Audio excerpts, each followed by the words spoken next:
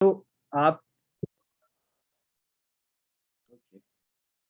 सो आपके लिए बहुत ज़रूरी है इस चीज़ को समझना कि कौन-कौन से पोटेंशियल एम्प्लॉयर्स हैं जो स्ट्रेट अवे आप जैसे ही पास आउट होते हैं बीइंग अ फ्रेश इंजीनियर आपको रख लेते हैं, they give you opportunity.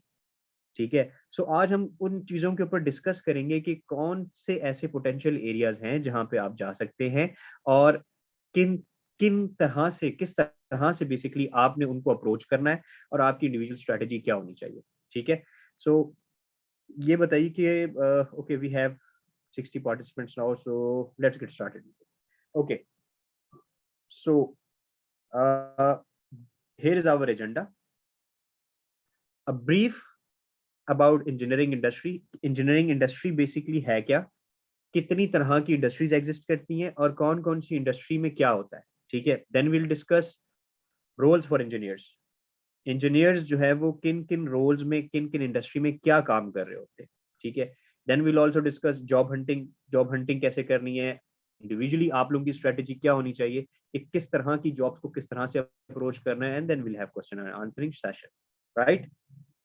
Okay, so first of all let's see, we have a diversified students from these universities: PFT, NAD, UET, Hamdard, Sir Syed, Namal, DHS Sufa, Mehran University, Bahria University, ComSets, NUST, okay, और fast university से some कुछ students है, they are from Jinnah University as well, Ikra University, Swan Institute. So we welcome all these students on board. Thank you very much for coming, and we'll have a wonderful time.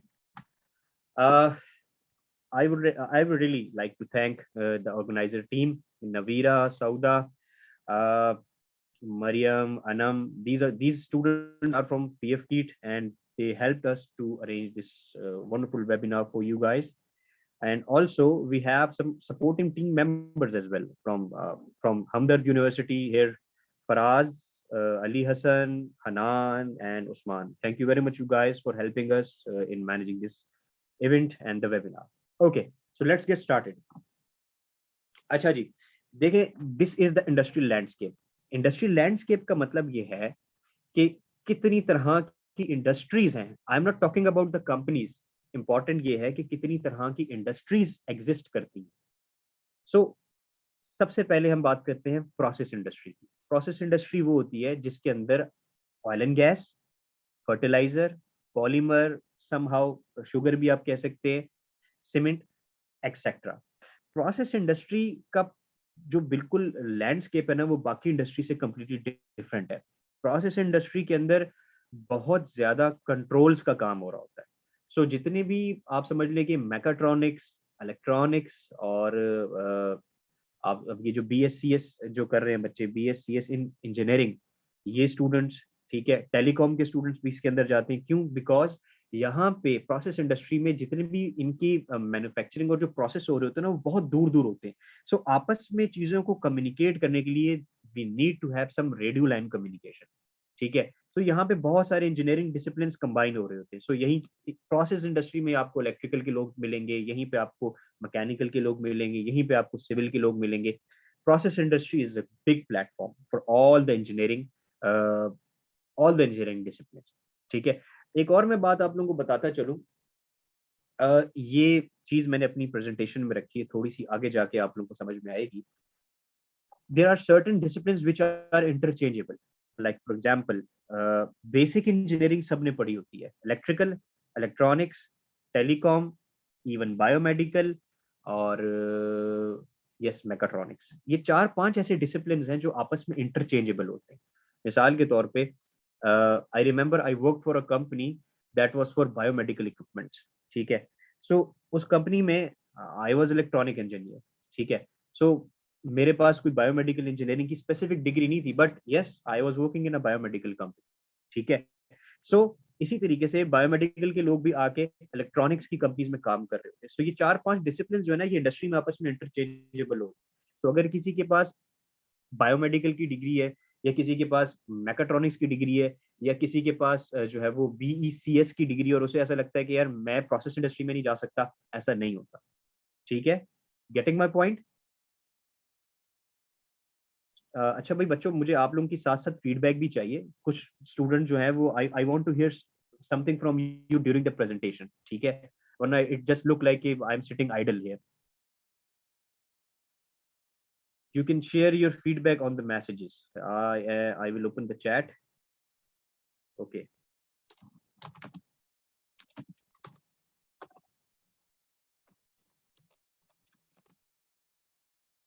So I think ये सबको message गया है या सिर्फ नवीरा को गया है?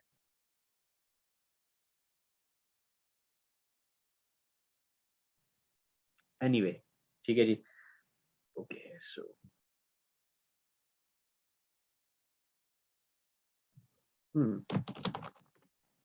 ठीक है। Okay guys, I want your participation on a very active level. ठीक है। जिस जिसको जो भी बात करनी है साथ साथ मैसेजेस पे लिखते रहे, आई विल सी इट। ठीक है। अच्छा जी, secondly we start then again from infrastructure. अच्छा, इंफ्रास्ट्रक्चर क्या है? बेसिकली इंफ्रास्ट्रक्चर के अंदर आपकी यूटिलिटी कंपनीज आती हैं, जिसके अंदर ऑब्वियसली पंजाब में वापडा, कराची में के इलेक्ट्रिक। अच्छा, वापडा जो है वो फर्दर डिवाइड होती है, उसकी अपनी जिसे हम डिस्कोस कहते हैं। लाइक लाहौर में अगर बच्चे रहते हैं तो वो लेस्को उनको सप्लाई कर रहा होता है, ठीक है। और इस्लामाबाद में कोई रहते हैं तो वो इसको है, हैदराबाद में हेस्को है, मुल्तान में मेस्को है। इसी तरह ना इसकी फर्दर सब सब्सिडरीज होती हैं। जो ये जो वापडा है हमारा, कराची के अंदर द सिनेरियो इज डिफरेंट, ठीक है। सो यूटिलिटी कंपनीज में यस, कौन कौन जा सकता है? अगेन सारे बच्चे जा सकते हैं, ठीक है। सिविल वाले भी जाते हैं, इलेक्ट्रिकल वाले भी जाते हैं, इलेक्ट्रॉनिक्स वाले भी जाते हैं, ठीक है। टेलीकॉम वाले भी जाते हैं, टेलीकॉम का भी बहुत काम है भाई यहाँ पे, ठीक है। और सारे बच्चे जाते हैं, ठीक है। इसमें कोई ऐसी रॉकेट साइंस नहीं है कि अगर मैं किसी सर्टेन डिसिप्लिन से हूं तो मैं यहाँ अप्लाई नहीं कर सकता। No, it's not like that. हाँ, एक चीज जरूर है, it's all up to you how you justify yourself, ठीक है। ये हमेशा याद रखना। मिसाल के तौर पे टेलीकॉम का बच्चा है, वो जाता है कहता है कि जी मैं जो है वो के इलेक्ट्रिक में काम करना चाहता हूँ, ठीक है। ऑब्वियसली वो ग्रिड साइड के ऊपर खुद भी काम नहीं करेगा, क्योंकि ग्रिड की चीजें उसने शायद इतनी नहीं पढ़ी। बट अगर उसने कुछ एक्स्ट्रा कोर्सेज किए हुए हैं इलेक्ट्रिकल के या पावर के, आजकल जो है ना बहुत सारे देखें ऑनलाइन बहुत सारे कोर्सेज हो रहे हैं आजकल, ठीक है। अगर उसने किए हुए then of course he can apply, he can do that, ठीक है। सो यूटिलिटी कंपनीज के अंदर there is a big big potential, ठीक है। फिर yes of course construction companies, जो ये जो बिल्डिंग होती है ना, ये जो आपकी रियल स्टेट है या ये बहरिया टाउन, ये प्लाजाज वगैरह, यहाँ पे पावर इंजीनियर्स चाहिए होते हैं, ठीक है। सबसे ज्यादा जो इंटरचेंजेबल आपको चीजें नजर आएंगी ना इंजीनियरिंग प्रोफेशन के अंदर, वो है इलेक्ट्रिकल और इलेक्ट्रॉनिक्स वाले। ये आप ये ऐसे ही हैं जैसे एक इंसान के दो हाथ हैं, ठीक है, एक लेफ्ट और एक राइट है। It's like that. ये आपस में इतना फ्रीक्वेंट इंटरचेंज होते हैं। What is this? This meeting I'm upgraded to was including unlimited. Okay, great. Thank you. Okay, well. उसके बाद यस इंफ्रास्ट्रक्चर में टेलीकॉम कंपनीज आती हैं। सो टेलीकॉम कंपनीज के अंदर भी सारे सारे इंजीनियरिंग प्रोफेशंस के लोग मौजूद होते हैं। फिर ये विंड मिल पावर प्लांट्स है। अच्छा जी, विंड मिल जो है ना ये हमारी ज्यादातर जमपीर पे लगी हुई है। किसी मुझे नहीं पता कि इंटीरियर से इनकी तरफ कभी किसी ने चक्कर लगाया हो। सो जमपीर जो है ना, वहाँ पे इंडिपेंडेंट पावर प्लांट प्रोजेक्ट होते हैं। मैं मैसेज में लिख देता हूँ, आपको पढ़ लीजिएगा। आईपीपीस कहलाते हैं, डिपेंडेंट पावर प्लांट्स, ठीक है। ये जो पावर प्लांट्स हैं ये again they are giving back electricity to the grid of K Electric. ये के इलेक्ट्रिक को वापस अपनी जो है वो इलेक्ट्रिसिटी देते हैं, और फिर वो नेट मीटरिंग जो है ना वहां पे चलती है, ठीक है। इसमें गुलैमत भी है, अलकरम भी है, वेस्टस भी है, सफायर की भी है, बहुत सारे, ठीक है। Will discuss it later on. फिर ये सोलर की कंपनीज आजकल बहुत एक्टिव है। आज सबसे ज्यादा आजकल हायरिंग जो है ना पूरे पाकिस्तान में सोलर की कंपनीज में होती है। सबसे ज्यादा फ्रेशिस को लेते हैं, ध्यान में रखना। सोलर की कंपनीज में कितने किस्म के रोल्स होते हैं इंजीनियर्स के, वो हम आगे डिस्कस करें, ठीक है। आगे उसके बाद एक बहुत बड़ा सेक्टर है जो कि गवर्नमेंट और स्ट्रेटेजिक प्लानिंग डिवीजन का होता है, जिसके अंदर ऑब्वियसली डिफेंस फोर्सेज, जिसके अंदर ये सारी फोर्सेज है। देयर आर स्पेशल ऑर्गेनाइजेशंस तकरीबन 12-15 हैं, जिसके अंदर ऑब्वियसली एटॉमिक एनर्जी है, कैनअप है, पाइक है, एक ही हॉर्न लेबोरेटरीज हैं, बहुत सारी हैं, ठीक है। वो है हमारी पाकिस्तान ऑर्डिनेंस फैक्ट्री है। सो ये 15-20 के करीब है ये ऑर्गेनाइजेशन। बट ये किस तरह से लेते हैं? इनका एक टेस्ट कंडक्ट होता है, पहले एनटीएस के थ्रू होता था, मुझे नहीं पता किस तरह से कर रहे हैं तो, ठीक है। एनटीएस के थ्रू टेस्ट कंडक्ट होते हैं और देन ये टेक यू ऑन बोर्ड। इसी तरह स्टेट बैंक है और बहुत सारी गवर्नमेंट ऑर्गेनाइजेशन है। सो यहाँ पे भी काफी सारे बच्चे जाते हैं, ठीक है। ओके, उसके बाद एक बात याद रखना बच्चों, हमेशा उन इंडस्ट्रीज में बहुत ज्यादा जॉब्स आ रही होती हैं जो ग्रोइंग होती हैं। इस वक्त पाकिस्तान में 3-4 इंडस्ट्रीज बहुत ज्यादा ग्रोइंग है। सबसे पहले तुम सबको पता है, ऑटोमोटिव बहुत ग्रो कर रही है। ठीक है, गाड़ियां ही गाड़ियां आ रही हैं पाकिस्तान में, सो नई नई फैक्ट्रीज लगती हैं, सो ऑटोमोटिव में बहुत जॉब्स हैं। ऑटोमोटिव से रिलेटेड जो इंडस्ट्रीज है ना, जो ऑटोमोटिव को सपोर्ट करती हैं, जो ऑटोमोटिव को पार्ट्स बना के देती हैं, ऑब्वियसली उधर जॉब्स आ रही हैं। ठीक है, बिल्डिंग्स बहुत ज्यादा बन रही है तो सीमेंट इंडस्ट्रीज में जॉब्स आ रही हैं। ठीक है, पिछले साल ये हुआ कि टेक्सटाइल की एक्सपोर्ट हमारी पाकिस्तान की बहुत हाई हो गई, बहुत ज्यादा हमने एक्सपोर्ट की। टेक्सटाइल में लेबर शॉर्ट हो गई थी, लेबर नहीं मिल रही थी, आज भी यही हाल है। टेक्सटाइल इंडस्ट्री में बहुत जॉब्स हैं। ठीक है, और स्टील इंडस्ट्री भी ग्रो कर रही है। और देन सबसे इंपॉर्टेंट स्विच गेयर इंडस्ट्री। तुम लोगों को जो सबसे इजीली जॉब मिल सकती है ना, वो स्विच गेयर इंडस्ट्री में मिल सकती है। कैसे मिलेगी आगे बात करेंगे। ठीक है, उसके बाद यस, खाना पीना तो चलते ही रहता है, ये फूड एंड बेवरेजेस और सर्विस इंडस्ट्री। यस, जिसके अंदर टेक्सटाइल आती है, इलेक्ट्रॉनिक्स है, बहुत ग्रो कर रही है आईटी इंडस्ट्री। जो सॉफ्टवेयर इंजीनियर, अच्छा तुम आगे चल के हम इस चीज को डिस्कस करेंगे, मुझे याद दिलाना अगर मैं भूल जाऊं। ठीक है, ये इलेक्ट्रो इंडस्ट्री 4.0 को थोड़ा सा हमने डिस्कस करना है। ठीक है, एक स्लाइड है इसके अंदर, थोड़ा सा हम उसको डिस्कस करेंगे आगे चल के कि उसके अंदर अच्छा इंडस्ट्री 4.0 जो उसके अंदर सारे के सारे इंजीनियरिंग डिसिप्लिन आपस में मिक्स हो रहे हैं। ठीक है, कैसे हो रहे हैं, क्यों हो रहे हैं, ये हम डिस्कस करें। ठीक है, सो उसके अंदर बहुत बड़ी अपॉर्चुनिटी है। देन यस, सिस्टम इंटीग्रेटर्स कौन होते हैं, क्या होते हैं, ये भी आगे डिस्कस करेंगे हम। वहाँ बहुत बड़ी अपॉर्चुनिटी है, कॉन्ट्रैक्टर्स के साथ है, कंसल्टेंट्स के साथ है, इन सब के साथ। ठीक है, ये चीजें, ये स्लाइड क्लियर है, आगे चले हम।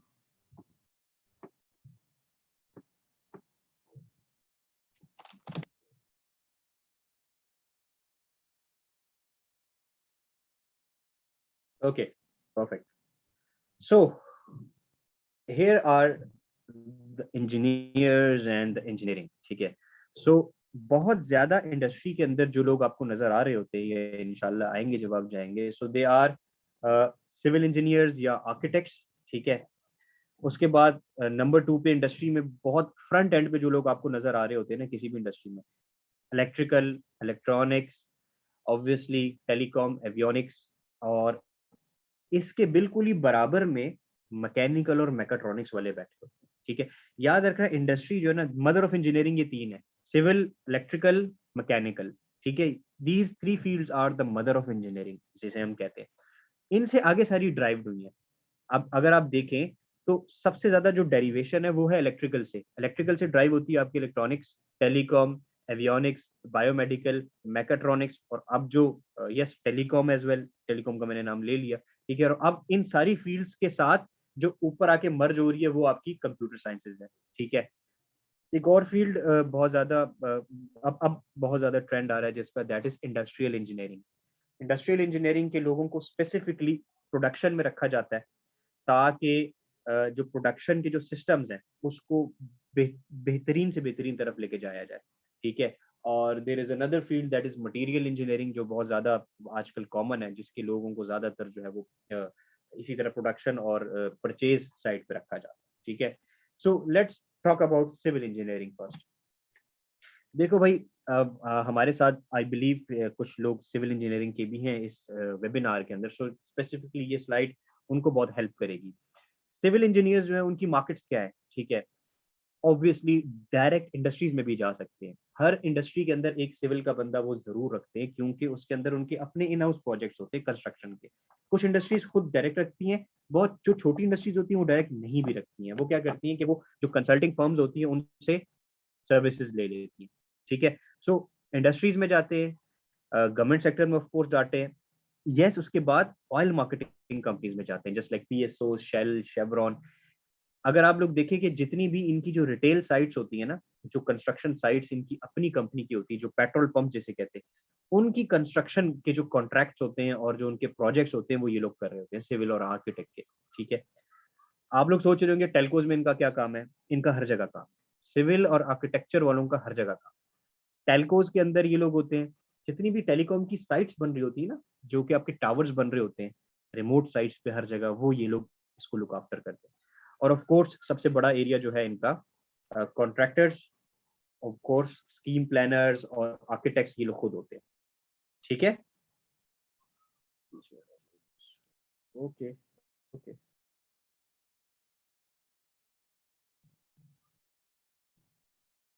I hope this is fine. ठीक है जी। सो यहाँ पे सिविल इंजीनियर के जॉब रोल्स क्या है? ठीक है। सो जनरली जो ऑयल मार्केटिंग कंपनीज में होते हैं, वो रिटेल साइट कंस्ट्रक्शन मैनेजर्स होते हैं, और प्रोजेक्ट इंजीनियर्स होते हैं, डिजाइन इंजीनियर्स होते हैं। Okay, thank you. ठीक है जी। इसी तरह जो स्कीम प्लानर्स है वहाँ पे भी एज अ प्रोजेक्ट इंजीनियर आप जा सकते हैं, डिजाइन इंजीनियर जा सकते हैं, साइट इंजीनियर जा सकते हैं। ये जो टेलीकॉम ऑपरेटर्स है वहाँ पे जनरली जाते हैं प्रोजेक्ट इंजीनियर्स या कंस्ट्रक्शन साइट इंजीनियर्स। ठीक है। Okay. So now let's talk about electrical engineers. अच्छा जी, जहाँ से electrical engineering, electronic engineering, telecom engineering, ये सारी चीजें आप एक एक साथ साथ देखेंगे यहाँ। ठीक है। So I made a Rubik's cube. ठीक है। इसके अंदर अगर आप देखें, सो इलेक्ट्रिकल इंजीनियर इंडस्ट्रीज में जाते। इंडस्ट्रीज क्या, इंडस्ट्री तकरीबन कराची में अगर आप बात करें ना तो 2000 इंडस्ट्रीज सिर्फ कराची में। ठीक है। कराची से आप ऑनवर्ड सखरी की तरफ चले जाए तो वहां पे भी हंड्रेड्स में इंडस्ट्रीज है। खाली कोटरी के अंदर तकरीबन 70-80 इंडस्ट्रीज है। ठीक है। और पूरे पंजाब सेक्टर में इट्स लाइक 5000 to 10,000 इंडस्ट्रीज। ठीक है। And then if you go about to KP के, वहां पे भी थाउजेंड्स में, हतार में एक इंडस्ट्रियल स्टेट है, वहां बहुत सारी इंडस्ट्री है। ठीक है। अच्छा जी, तो इंडस्ट्री एक बहुत बड़ा एरिया है इलेक्ट्रिकल इंजीनियर्स के लिए, और याद रखना हर इंडस्ट्री में एक ना एक इलेक्ट्रिकल इंजीनियर उनको जरूर चाहिए होता है। ठीक है। उसके बाद इलेक्ट्रिकल इंजीनियर खास करके इलेक्ट्रिकल कंसल्टेंट्स के पास जा सकते हैं। ठीक है। कंसल्टेंट जो है वो कंपैरेटिवली प्रेफर करते हैं इलेक्ट्रिकल इंजीनियर्स को लेना। उसकी वजह ये है कि वहाँ पे उनको एसएलडीज बनानी पड़ती हैं और कैलकुलेशंस करनी पड़ती हैं, क्योंकि इन्होंने इलेक्ट्रिकल का जो डिसिप्लिन है ना, उन्होंने कुछ एक्स्ट्रा कोर्सेज किए होते हैं। अगर आप उनका करिकुलम देखें तो इलेक्ट्रॉनिक्स वालों के मुकाबले, सो उनको ये एज होता है। ठीक है। सो इसलिए कंसल्ट इलेक्ट्रिकल कंसल्टेंट जो उनको थोड़ा सा प्रेफर करते हैं। ठीक है। But if you talk about contractors and electrical equipment companies, वो दोनों को ले लेते हैं। ठीक है। कॉन्ट्रैक्टर के पास जो है ना वो इलेक्ट्रॉनिक्स वाला भी चल जाता है। उसकी वजह ये है कि उसके पास ये डिजाइन इलेक्ट्रिकल वालों से ही आते हैं। ठीक है। कॉन्ट्रैक्टर ने उसको इम्प्लीमेंट करना होता है, सो वहां पे इलेक्ट्रिकल वाला भी चल जाता है, इलेक्ट्रॉनिक्स वाला भी चल जाता है। ठीक है। उसके बाद इंडिपेंडेंट पावर प्रोजेक्ट्स आते हैं आपके, जैसे मैंने आपसे जिक्र किया, ये विंड टर्बाइंस है, सोलर है। ठीक है। यहाँ पे इलेक्ट्रिकल इलेक्ट्रॉनिक्स वाले दोनों चलेंगे, टेलीकॉम वाले भी चलेंगे। यहाँ पे सारे कंबाइन हो जाएंगे डिसिप्लिन। यहाँ पे हर इंजीनियर चल जाएगा। यहाँ पे मैकेनिकल भी आएगा। ठीक है। यहाँ पे मैकेनिकल इंजीनियर भी आएगा। विंड टर्बाइंस में होता ये है कि इंशाल्लाह कभी आप लोगों से आई आई होप आप लोगों से फर्दर डिस्कशंस रहेंगी। सो आईपीपीस क्या होते हैं कि ये विंड जंपीर में अगर आपका कभी जाना हो तो देखिएगा कि बड़े बड़े ये विंड टर्बाइंस लगी होती है, और इसके नीचे पूरे का पूरा इसका इलेक्ट्रिकल एंड इलेक्ट्रॉनिक्स का कंट्रोल सिस्टम लगा होता है। जो कर क्या होता है कि जिसको इसकी ये जब बैक एंड पे जो एनर्जी है वो ज्यादा देता है या कम देता है, तो उसको वो रेगुलेट करता है। ठीक है। तो वहां पे मेंटेनेंस के अंदर स्पेशली इलेक्ट्रिकल और इलेक्ट्रॉनिक्स के लोग होते हैं। आपकी एक बहुत अच्छी और बेहतरीन मार्केट पैनल मैन्युफैक्चरर्स हैं, इलेक्ट्रिकल पैनल मैन्युफैक्चरर्स हैं, जो दोनों इंजीनियर्स को लेते हैं, इलेक्ट्रिकल इलेक्ट्रॉनिक्स, मैकाट्रॉनिक्स को भी लेते हैं। मैकेनिकल का यहाँ बहुत काम होता है पैनल मैन्युफैक्चरिंग। तो ये जो मैकाट्रॉनिक्स की फील्ड आई है ना, this is really amazing, and industry is now just like कि वो ये कहते हैं कि यार मैकाट्रॉनिक्स हो तो वो ज्यादा बेहतर है, क्योंकि उसको इलेक्ट्रॉनिक्स का भी पता है, मैकेनिकल का भी पता है। उसको लोग बहुत पसंद कर रहे हैं इस फील्ड को। इसी तरीके से अब एक नई जो फील्ड आई है which is BECS, bachelors in electrical या इलेक्ट्रॉनिक्स इंजीनियरिंग, एंड इसकी कॉम्बिनेशन है विद कंप्यूटर साइंसेस। इसका आगे चल के बहुत बड़ा बूम आने वाला है because of industry 4.0। Her industry 4.0 पे जाएगी यहाँ पाकिस्तान में, और हर जगह इन लोगों की बहुत डिमांड आने वाली है। ठीक है। इसके अलावा यस, पावर जनरेशन साइड जो है वहाँ पे इलेक्ट्रिकल इंजीनियर्स बहुत ज्यादा आपको नजर आएंगे डेफिनेटली। वापडा के इलेक्ट्रिक और जितने भी सोलर कंपनीज हैं और जितने भी इनकी जो ग्रिड्स वगैरह है, हर बड़ी कंपनी में उनकी एक अपनी ग्रिड भी होती है। मिसाल के तौर पे अगर आपको कभी जाना हो, इंशाल्लाह कभी आप लोग जाएंगे, आयशा स्टील, अमरेली स्टील, कोई भी कंपनी, जो बड़ी कंपनीज है वो उनकी अपनी ग्रिड होती है, तो वो उनका अपना पावर जनरेशन प्लांट अपना होता है, वो अपनी पावर यूज करते हैं। सो वहां पे हर पावर जनरेशन प्लांट में इलेक्ट्रिकल के लोग होते हैं। ठीक है जी। So let's move further. Okay. Industry industry के अंदर किन किन तरह के रोल्स होते हैं जो कि इलेक्ट्रॉनिक्स या इलेक्ट्रिकल इंजीनियर्स को मिल सकते हैं। ठीक है। अच्छा, एक और चीज मैं यहाँ बताता चलूँ जो बड़ी इंपॉर्टेंट है आप लोगों के लिए। लड़के भी और लड़कियां भी आपको नजर आएंगे इलेक्ट्रिकल इंजीनियरिंग करते हुए, लेकिन नॉट एवरी डेजिग्नेशन और not every role is comfortable for both of the genders. क्यों मैं ये बात कह रहा हूँ? उसकी वजह ये है कि ये जितने भी इलेक्ट्रिकल के लोग हैं ना, या जितने भी इलेक्ट्रॉनिक्स के लोग हैं, इनका प्लांट पे हर वक्त काम होता है। अगर आई रिमेम्बर मेरे बहुत सारे दोस्त जो है वो प्लांट के ऊपर काम करते हैं, तो समटाइम ऐसा होता है कि आप घर आए, ठीक है, और प्लांट ट्रिप कर गया, now you have to go back. ठीक है। So these are the very hard core areas जहाँ पे इंडस्ट्री खुद भी प्रेफर करती है कि लड़कियों को थोड़ा सा इस एरिया में ना लाया जाए। वो क्या होते हैं? वो वो होते हैं एरियाज, जैसे for example maintenance engineer. Maintenance में मुझे आज तक कोई लड़की नजर नहीं आई, इसीलिए नजर नहीं आई कि maintenance is really hard core, वहां पे लड़कियों को नहीं जाना चाहिए। ठीक है, बट कहाँ पे जाना चाहिए? There are lot more areas जो कि लड़कियों के लिए बहुत अच्छे हैं इस वक्त। जैसे for example technical procurement engineer. हर अच्छी इंडस्ट्री के अंदर टेक्निकल प्रोक्योरमेंट इंजीनियर की जॉब्स होती हैं, और वो लड़कियों के लिए बहुत अच्छी हैं, इसलिए कि प्रोक्योरमेंट, अब जो प्रोक्योरमेंट हो रही है ना, वो बहुत टेक्निकल हो रही है और टेक्निकल इक्विपमेंट की होती है। सो नॉर्मल प्रोक्योरमेंट के लोग उसको समझ ही नहीं पाते, तो वो एक फील्ड बहुत अच्छी है उनके लिए। और इसके अलावा लड़कियां प्रोजेक्ट इंजीनियर साइड पे भी जाती हैं। और एक और फील्ड बहुत अच्छी है, HSC, health safety and environment. ठीक है। एचएससी इंजीनियर्स हर इंडस्ट्री में होते हैं, क्योंकि अब हुआ क्या कि आपको याद होगा बल्दिया टाउन का एक केस हुआ था कुछ अर्सा पहले कराची में, जिसकी वजह से एक एक फैक्ट्री थी उसमें आग लग गई। So that was the client of Levi's. ठीक है। तो जब ये हुआ तो उसके बाद फिर दुनिया भर में ना इलेक्ट्रिकल ऑडिट्स होने लग गए। इसको जब भी आप जाएंगे इंडस्ट्री में, खास तौर पर टेक्सटाइल में या ये प्रोसेस इंडस्ट्री में, तो वहाँ पे इलेक्ट्रिकल ऑडिट्स हो रहे हैं। वहाँ पे एचएससी इंजीनियर्स बहुत इंपॉर्टेंट है। ठीक है, क्योंकि जो ऑडिटर आता है वो श्रीलंका या बांग्लादेश से आता है, और अगर उसने किसी भी ऑडिट में कोई प्रॉब्लम निकाल दिया तो आपकी प्रोडक्ट की प्राइस गिर जाती है। ठीक है। तो इसलिए वहाँ पे जो है ना एचएससी इंजीनियर्स बहुत जरूरी होता है उनका होना। वेल, यस, इलेक्ट्रिक किसी भी इंडस्ट्री में याद रखना, सबसे पहले स्टार्ट जो होती है ना वो पावर से स्टार्ट होती है। ठीक है। सो इलेक्ट्रिकल पावर आती है, देन आगे जो कंट्रोल सिस्टम्स है वो वहां पे मौजूद होते हैं। सो तुम्हें इलेक्ट्रिकल इंजीनियर्स नजर आएंगे, मेंटेनेंस के लोग नजर आएंगे, यूटिलिटी के लोग नजर आएंगे। यूटिलिटीज के लोग वो होते हैं कि जो कि डिफरेंट पावर हाउसेज में बैठे होते हैं और बैठ के जो है वो चीजों को देख रहे होते हैं। ठीक है। उसके अलावा तुम्हारे पास अब जो अच्छी इंडस्ट्रीज है ना, वहां पे एक डेजिग्नेशन आती है रिलायबिलिटी इंजीनियर। वो आपके पूरे सिस्टम की रिलायबिलिटी को देख रहा होता है। अब मेरा भी एक रिसेंटली मेरा एक दोस्त है, वो शेवरॉन में गया, he was working in Dawlance. ठीक है। डॉलेंस में he was like just he was in the maintenance department. ठीक है। मेंटेनेंस को देख रहा था। Now he switch his job to Chevron, अब वो रिलायबिलिटी इंजीनियर बना है वहाँ पे। सो वहाँ पे मेंटेनेंस की टीम अलग है, एचएससी की टीम अलग है, प्रोजेक्ट की टीम अलग है, इलेक्ट्रिकल की टीम अलग है, and he is the reliability engineer जिसने पूरी फैक्ट्री के इलेक्ट्रिकल सिस्टम की रिलायबिलिटी को देखना है। ठीक है। एक एक आपके लिए एरिया ये भी होता है। इसके अलावा एक और होता है इलेक्ट्रिकल एंड इंस्ट्रूमेंट्स। वहां ये जो है ना electrical and instrument, ENI engineers कहते हैं आमतौर पे। ये उन इंडस्ट्रीज में होता है जैसे के इलेक्ट्रिक, जहाँ पे डीसीएस सिस्टम्स लगे हुए हैं, ज्यादातर सेंसर्स लगे हुए हैं। ठीक है। मैन्युफैक्चरिंग इंडस्ट्री में तुम्हें नजर आएगा, प्रोसेस इंडस्ट्री में तो खैर ये बहुत ज्यादा है।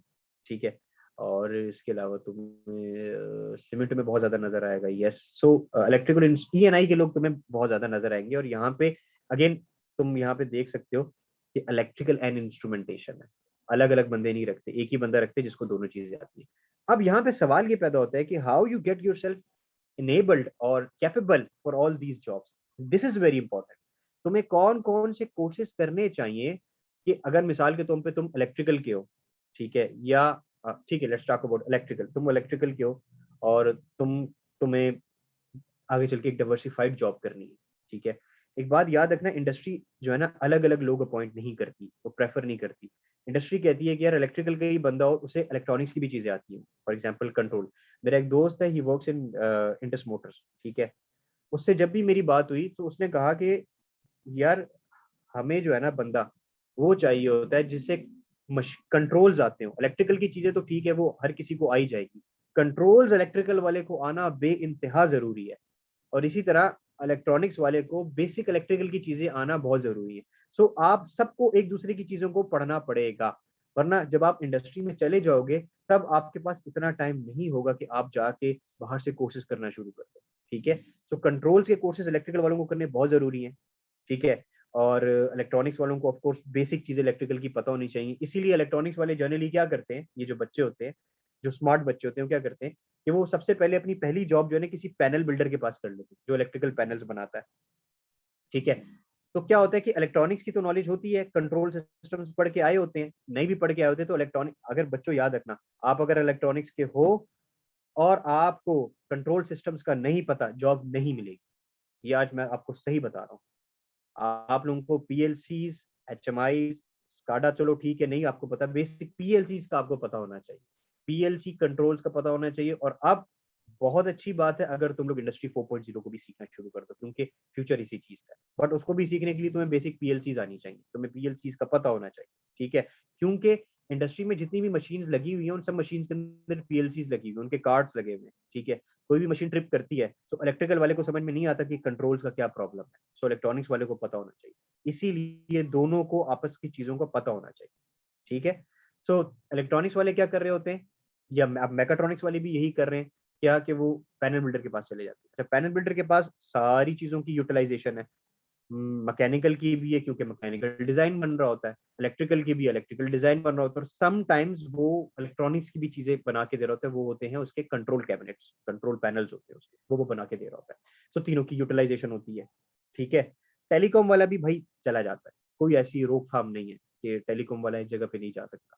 टेलीकॉम की क्योंकि मार्केट थोड़ी सी, टेलीकॉम के हवाले से अगर हम सिर्फ उसे बात करें ना, तो थोड़ी सी कम है, क्योंकि अब हम थोड़ा सा आगे जाके इसको डिस्कस करेंगे टेलीकॉम का जब पोर्शन आएगा, लेकिन वैसे ही बता रहा हूँ क्योंकि पाकिस्तान में टेलीकॉम का बूम आया था बैक इन जब मुशर्रफ का दौर था, क्योंकि काम ही नहीं हुआ था यहाँ पे। सो सारे का सारे इंफ्रास्ट्रक्चर आके लगा, उस पर बहुत ज्यादा टेलीकॉम का बूम था। अब ऑब्वियसली वो बात उस तरह से नहीं। ठीक है, so I think I have discussed enough on this slide.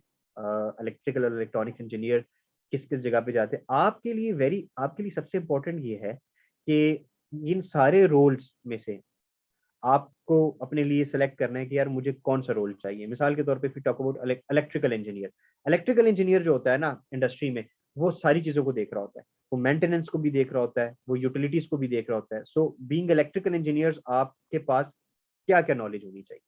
ठीक है, इसको हम आगे डिस्कस करेंगे इन फॉर्म में इंडिविजुअल स्ट्रेटेजी पे, क्योंकि हर बच्चा यहाँ डिफरेंट है और हर बच्चे ने एक अपना रोल चूज करना है। मिसाल के तौर पे नवीरा का भी मैसेज आया, नवीरा कहती है for example, I want to be a procurement engineer.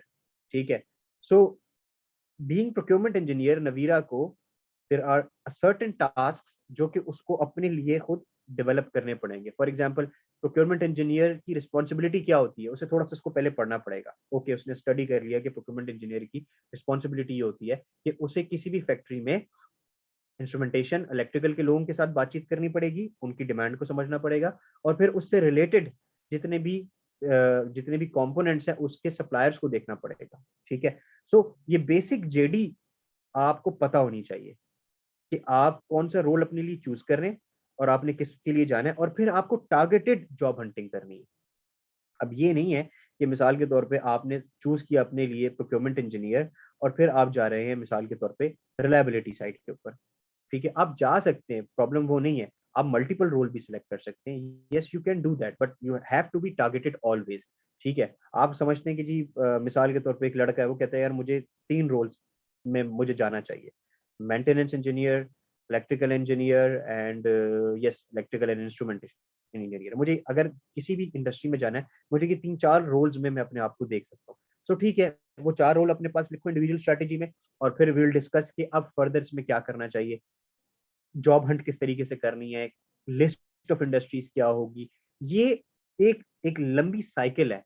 It's not like कि आज तुम 1-1.5 घंटे के लेक्चर या 1-1.5 घंटे की वर्कशॉप के अंदर तुम ये सीख लोगे कि तुम्हारी जॉब कैसे लगेगी और किस जगह लगेगी और तुम्हें जॉब ऑफर आना शुरू हो जाए। No, but at least you will have some homework. तुम लोग रैंडमली इधर उधर नहीं भागते फिरोगे कि हाँ यार हम कहाँ जाएं, हम क्या करें, हम हमारी जॉब नहीं लग रही, हमारी जॉब नहीं लग रही। जॉब, पहली जॉब लगना सबसे मुश्किल काम होता है। ठीक है, क्योंकि आपको पता ही नहीं होता आपने जाना कहाँ है। इस वेबिनार का मकसद ये है कि आपको एक डायरेक्शन दी जाए कि आपने कहाँ जाना है, आपको क्या प्रिपरेशन करनी है और किस तरह से आपको राइट लोगों तक पहुंचना है। ठीक है, अभी तक किसी को अगर कोई चीज समझ में नहीं आई है तो प्लीज आस्क। ठीक है, I am opening my chat box ताकि फिर हम आगे प्रोसीड करें।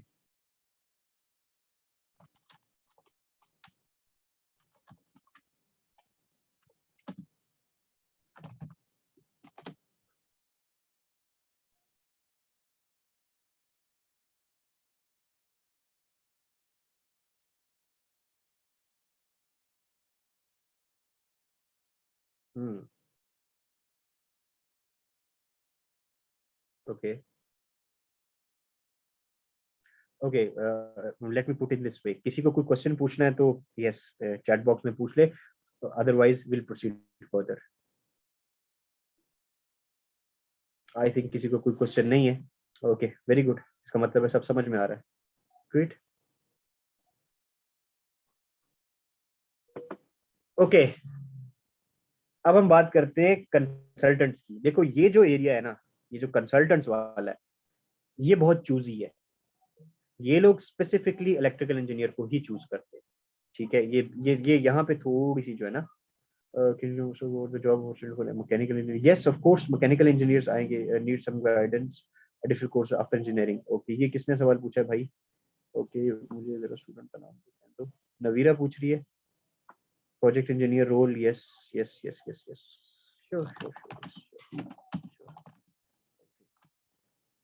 प्रोजेक्ट इंजीनियर के रोल को हम डिस्कस करते हैं, लेकिन can you talk about most about opportunity for mechanical engineers? Okay, देखो भाई, वैसे तो मैकेनिकल इंजीनियर्स के ऊपर अभी हम नहीं आए हैं, लेकिन मैं तुम्हें अभी एक बात बता देता हूँ कि मैकेनिकल इंजीनियर्स जो है ना, उनका रोल क्या है।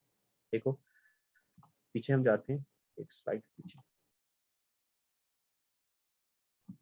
ओके, हाँ, इसके ऊपर जरा बात करें। देखो, ये जितनी भी तुम्हें जगह नजर आ रही है ना, इन सब एरियाज के अंदर इक्वली इक्वली मैकेनिकल इंजीनियर्स तुम्हें नजर आएंगे। मिसाल के तौर पे मैं इंडस्ट्री की बात करता हूँ, हर इंडस्ट्री में मैकेनिकल का बंदा आपको जरूर नजर आएगा।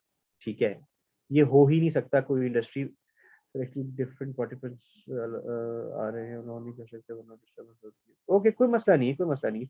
आप मुझे यहाँ पे क्वेश्चन डालती रहो, मैं आपको बताता रहूंगा। इट्स वेरी गुड कि बच्चे क्वेश्चन पूछ रहे हैं। दिस मीन्स के they are really concerned about their future, and which is why this webinar is being done. ठीक है, सो मैकेनिकल इंजीनियर जो है ना बच्चों, याद रखना, मैंने जैसा जिक्र किया, तीन मदर ऑफ इंजीनियरिंग फील्ड्स हैं, इलेक्ट्रिकल, मैकेनिकल और दूसरा कौन सा है? हाँ भाई, इलेक्ट्रिकल, मैकेनिकल, सिविल। ठीक है, ये तीन मदर ऑफ द फील्ड्स हैं। इन तीन फील्ड से आगे फर्दर फील्ड्स ड्राइव होती हैं। ठीक हो गया? अच्छा, हर इंडस्ट्री में, जिस इंडस्ट्री में तुम्हें मशीन्स और मोटर नजर आएंगी, जो कि हर इंडस्ट्री में होती है, वहां पे इक्वली सिस्टम बना के मैकेनिकल वाला भी बैठा होता है। तुम्हें पता है, मैकेनिकल के भी कंसल्टेंट्स होते हैं, एमईपी कंसल्टेंट्स होते हैं। ठीक है, और मैकेनिकल इक्विपमेंट की कंपनीज बहुत ज्यादा होती हैं। इंडिपेंडेंट पावर प्रोजेक्ट्स में भी मैकेनिकल के लोग होते हैं, स्विच गियर में। अच्छा, सेम डेजिग्नेशन होती है, मैं तुम्हें बताऊं, जो डेजिग्नेशन इलेक्ट्रिकल वालों की होती है, सेम वही डेजिग्नेशन मैकेनिकल वालों की होती है, लेकिन फर्क ये होता है कि उस पर लिखा होता है कि मैनेजर मेंटेनेंस मैकेनिकल। ठीक है, अब मैं तुम्हें समझाता हूँ। देखो, अब ये तुम देखो, हाँ, प्रोजेक्ट इंजीनियर मैकेनिकल के प्रोजेक्ट होते हैं, वहां पे भी प्रोजेक्ट इंजीनियर होता है। ये मैकेनिकल इंजीनियर के नाम से ही फील्ड भाई जॉब होती है। प्रोक्योरमेंट के अंदर तुम्हें पता है, मैकेनिकल की प्रोक्योरमेंट अलग होती है और इलेक्ट्रिकल की अलग होती है। मैकेनिकल के पार्ट्स की प्रोक्योरमेंट अलग होती है, तो वहां पे मैकेनिकल इंजीनियर को प्रेफर करते हैं। ठीक है, मैकेट्रॉनिक्स वाले को तो पसंद करते हैं, बहुत ही पसंद करते हैं। मतलब मैकेट्रॉनिक्स वाला मिल गया तो खुश हो जाते हैं, यार इससे अच्छा बंदा नहीं है। ठीक है, मैकेनिकल मेंटेनेंस अलग होती है एक इंडस्ट्री में। याद रखना, जैसे ही आप जाते हैं ना, देयर आर टू एरियाज। मैं मैकेनिकल को बहुत ज्यादा डिटेल में आगे एक्सप्लेन करने जा रहा हूँ। ठीक है, देयर आर टू एरियाज। आप इधर you go to the electrical side and इधर you go to the mechanical side. जब आप मैकेनिकल मेंटेनेंस में जाते हैं ना, तो वहां बड़े बड़े कंप्रेसर्स लगे होते हैं, वहां बड़ी बड़ी टर्बाइंस लगी होती है, बड़ी बड़ी मशीन्स लगी होती हैं। ठीक है, और एक और बात मजे की बड़ी याद रखना, हर इंडस्ट्री में जो कि समझ लो फार्मास्यूटिकल इंडस्ट्री है, जैसे मैंने बहुत सारी इंडस्ट्रीज में जीएम इंजीनियरिंग मैकेनिकल के लोग देखे हैं जिनके अंडर इलेक्ट्रिकल वाले उनको रिपोर्ट कर रहे हो, ठीक है। सो मैकेनिकल वाले जो है ना वो हमेशा they are on the top all the times, मतलब majority of the time mechanical people are on the top, ठीक है। Mostly students electing are working in software houses. What is the role of Philip in software houses? Because software house is related to CSC. भाई देखो बच्चों, बात ये है कि जैसा मैंने तुमसे कहा, प्रॉब्लम ये है कि क्योंकि तुम लोग ये सारी चीजें नहीं करके अपना होमवर्क नहीं करके जाते हो, इसलिए तुम्हें कोई और जगह समझ में नहीं आती और तुम्हारी एक्सेप्टेंस जो है वो सॉफ्टवेयर हाउस में हो जाती है, क्योंकि तुम लोगों ने बेसिक सी की प्रोग्रामिंग पढ़ी होती है और तुम वहां पे चले जाते हो और जाके वहां पे सॉफ्टवेयर डेवलपमेंट शुरू कर देते हो सी शार्प के ऊपर, VB.NET के ऊपर, ठीक है। बट क्योंकि तुमने ये सारी चीजें, अब देखो एक बात याद रखना, जब जब आज के दौर में जब जब तुम लोग अपनी एक्सरसाइजेस नहीं करके जाओगे, अपनी वर्किंग नहीं करके जाओगे, तुम्हारे लिए बहुत प्रॉब्लम्स आएंगी। ये वेबिनार स्पेसिफिकली इसलिए अरेंज किया गया है कि इंडस्ट्री में जब बच्चे आते हैं हमारे पास, सो दे नेवर नो कि यार हम यहाँ करने क्या आए हैं, हम क्यों यहाँ पे आए हैं। अब मिसाल के तौर पे मैं एक बात कर रहा हूँ यहाँ पे कि मैकेनिकल की भी मेंटेनेंस अलग होती है और इलेक्ट्रिकल की भी अलग होती है। सो अब कोई भी बच्चा किसी भी फैक्ट्री में जाता है इंटरव्यू देने के लिए, ठीक है, इंशाल्लाह हम फ्यूचर में इसको बहुत डिटेल में डिस्कस करेंगे और आपसे बात भी होगी। इंटरव्यू देने के लिए जाता है, वो कहते हैं कि जी आपकी पोजीशन हम जो है वो मेंटेनेंस के लिए बंदा रख रहे हैं, तो आपको पता ही नहीं मेंटेनेंस क्या है। बट अगर आपने अपनी वर्किंग की हुई है तो यू नो कि मेंटेनेंस क्या है, मेंटेनेंस में क्यों रखते हैं बंदा, ठीक है, और मेंटेनेंस वाले का काम क्या होता है। सो इंडस्ट्री किसको प्रेफर करेगी, उसको जिसको उसको कम सिखाना पड़ेगा, उसको जिसको उसको जीरो से लेके सिखाना पड़ेगा। This is a food for thought for you. ये तुम लोगों ने सोचना है कि अगर तुम अपने लिए जो भी डेजिग्नेशन चूज करके जा रहे हो, ठीक है, उनकी वर्किंग पहले से करके गए हो, तो इंडस्ट्री किसको प्रेफर करेगी, ये चीज ध्यान में रखना, ठीक है। सो मैकेनिकल के लोगों, यार की जितने भी डेजिग्नेशन है ना, ये सारे के सारे इलेक्ट्रिकल और मैकेनिकल दोनों में अप्लाई हो, ठीक है। सिवाय इसके कि ये जो इंस्ट्रूमेंट्स की बात है, मैकेनिकल में इंस्ट्रूमेंट नहीं होता, वहाँ मशीनरी होती है, ठीक है। तो Navira has raised one more question. If there are three mother fields from either are derived from the industry, will they prefer specific fields? So what is the chance for mother field engineers to get a job in? देखो again again बात ये है कि इससे कोई फर्क नहीं पड़ता कि किसी भी इंडस्ट्री में, अब मिसाल के तौर पर उनको इलेक्ट्रिकल का बंदा चाहिए, ठीक है, उनको इलेक्ट्रिकल इंजीनियर रखना है, ठीक है। उनके पास इलेक्ट्रॉनिक्स वाला बच्चा है जिसको मेंटेनेंस के बारे में ज्यादा पता है, उस बच्चे से जो कोर इलेक्ट्रिकल का बच्चा है, किसको रखेंगे वो। उन्हें इस चीज से नहीं देखना कि तुम पीछे से किताबें कौन सी पढ़ के आए हो, तुम्हारे पर डिग्री कौन सी, उन्हें इस चीज से, उनके लिए ये इंपॉर्टेंट है कि तुम उनके लिए कितने काम के बंदे हो, ठीक है, तुम उनकी इंडस्ट्री को कितना पढ़ के आओ, तुम्हें चीजें कितनी आती हैं। इंशाल्लाह जो बच्चे इंटर्नशिप कर रहे हैं वो देखेंगे कि जब वो इंडस्ट्रीज में जाएंगे, जो है वो इंडस्ट्रीज के अंदर हम लोग साथ होंगे इंशाल्लाह। सो यू विल सी कि इंडस्ट्री में सम टाइम ऐसा होता है कि इलेक्ट्रिकल वाले से ज्यादा इलेक्ट्रॉनिक्स वाले को पता होता है, और मैंने बहुत ज्यादा इंडस्ट्रीज में देखा है। क्यों? क्योंकि देखो इलेक्ट्रिकल की चीजें याद रखना, इलेक्ट्रिकल की चीजें 1+1 2 है, कंट्रोल्स की चीजें 1+1 2 नहीं होती समटाइम्स, ठीक है। Control is a very difficult part of the industry, बहुत मुश्किल पार्ट है कंट्रोल भाई, इसको समझना जो है ना ये बड़ा टफ होता है, ठीक है। सो ओके, ठीक है जी। सो मैकेनिकल की आगे एक स्लाइड आएगी, उसके अंदर तुम लोगों को आइडिया होगा, बट यहीं से मैं तुम्हें बता दूं कि ये HSC इंजीनियर मैकेनिकल में भी होता है, रिलायबिलिटी इंजीनियर मैकेनिकल भी होता है, यूटिलिटीज मैकेनिकल की अलग है, ठीक है, मेंटेनेंस मैकेनिकल की अलग होती है, प्रोक्योरमेंट अलग होता है, मैकेनिकल के प्रोजेक्ट भी अलग होते हैं, ठीक है। और इसके अलावा मैकेनिकल इंजीनियर एक और बड़ी जबरदस्त जगह पे होता है, जो कि हमारी ऑटोमोटिव इंडस्ट्री, वहां पे मैकेनिकल इंजीनियर होता है एज अ प्रोडक्ट मैनेजर। जैसे तुम्हें पता है ये जितनी भी गाड़ियां बन रही है ना, वहां पे इन गाड़ियों की हर प्रोडक्ट का एक अपना मैनेजर होता है, that is a mechanical engineer, जो उस प्रोडक्ट के डिजाइन को समझता है। तो सम टाइम इंडस्ट्री में वो they are called like design engineers as well, ठीक है जी। Sir MBA is good for electrical engineer, if yes भाई बहुत जरूरी है, बहुत जरूरी है, बहुत जरूरी है। हर इंजीनियर के लिए MBA करना बहुत जरूरी है, ठीक है, इस चीज को तुम लोग समझ लो। इंजीनियर अपने, मैंने भी किया है, ठीक है, इंजीनियर अपनी जो अपना जो ट्रैक होता है ना, जो इंजीनियरिंग का होता है, उसके अंदर एक सर्टेन लेवल तक, ठीक है, टेक्निकल साइड पे रहता है और इवेंचुअली उसको मैनेजमेंट साइड पे जाना पड़ता है, ठीक है।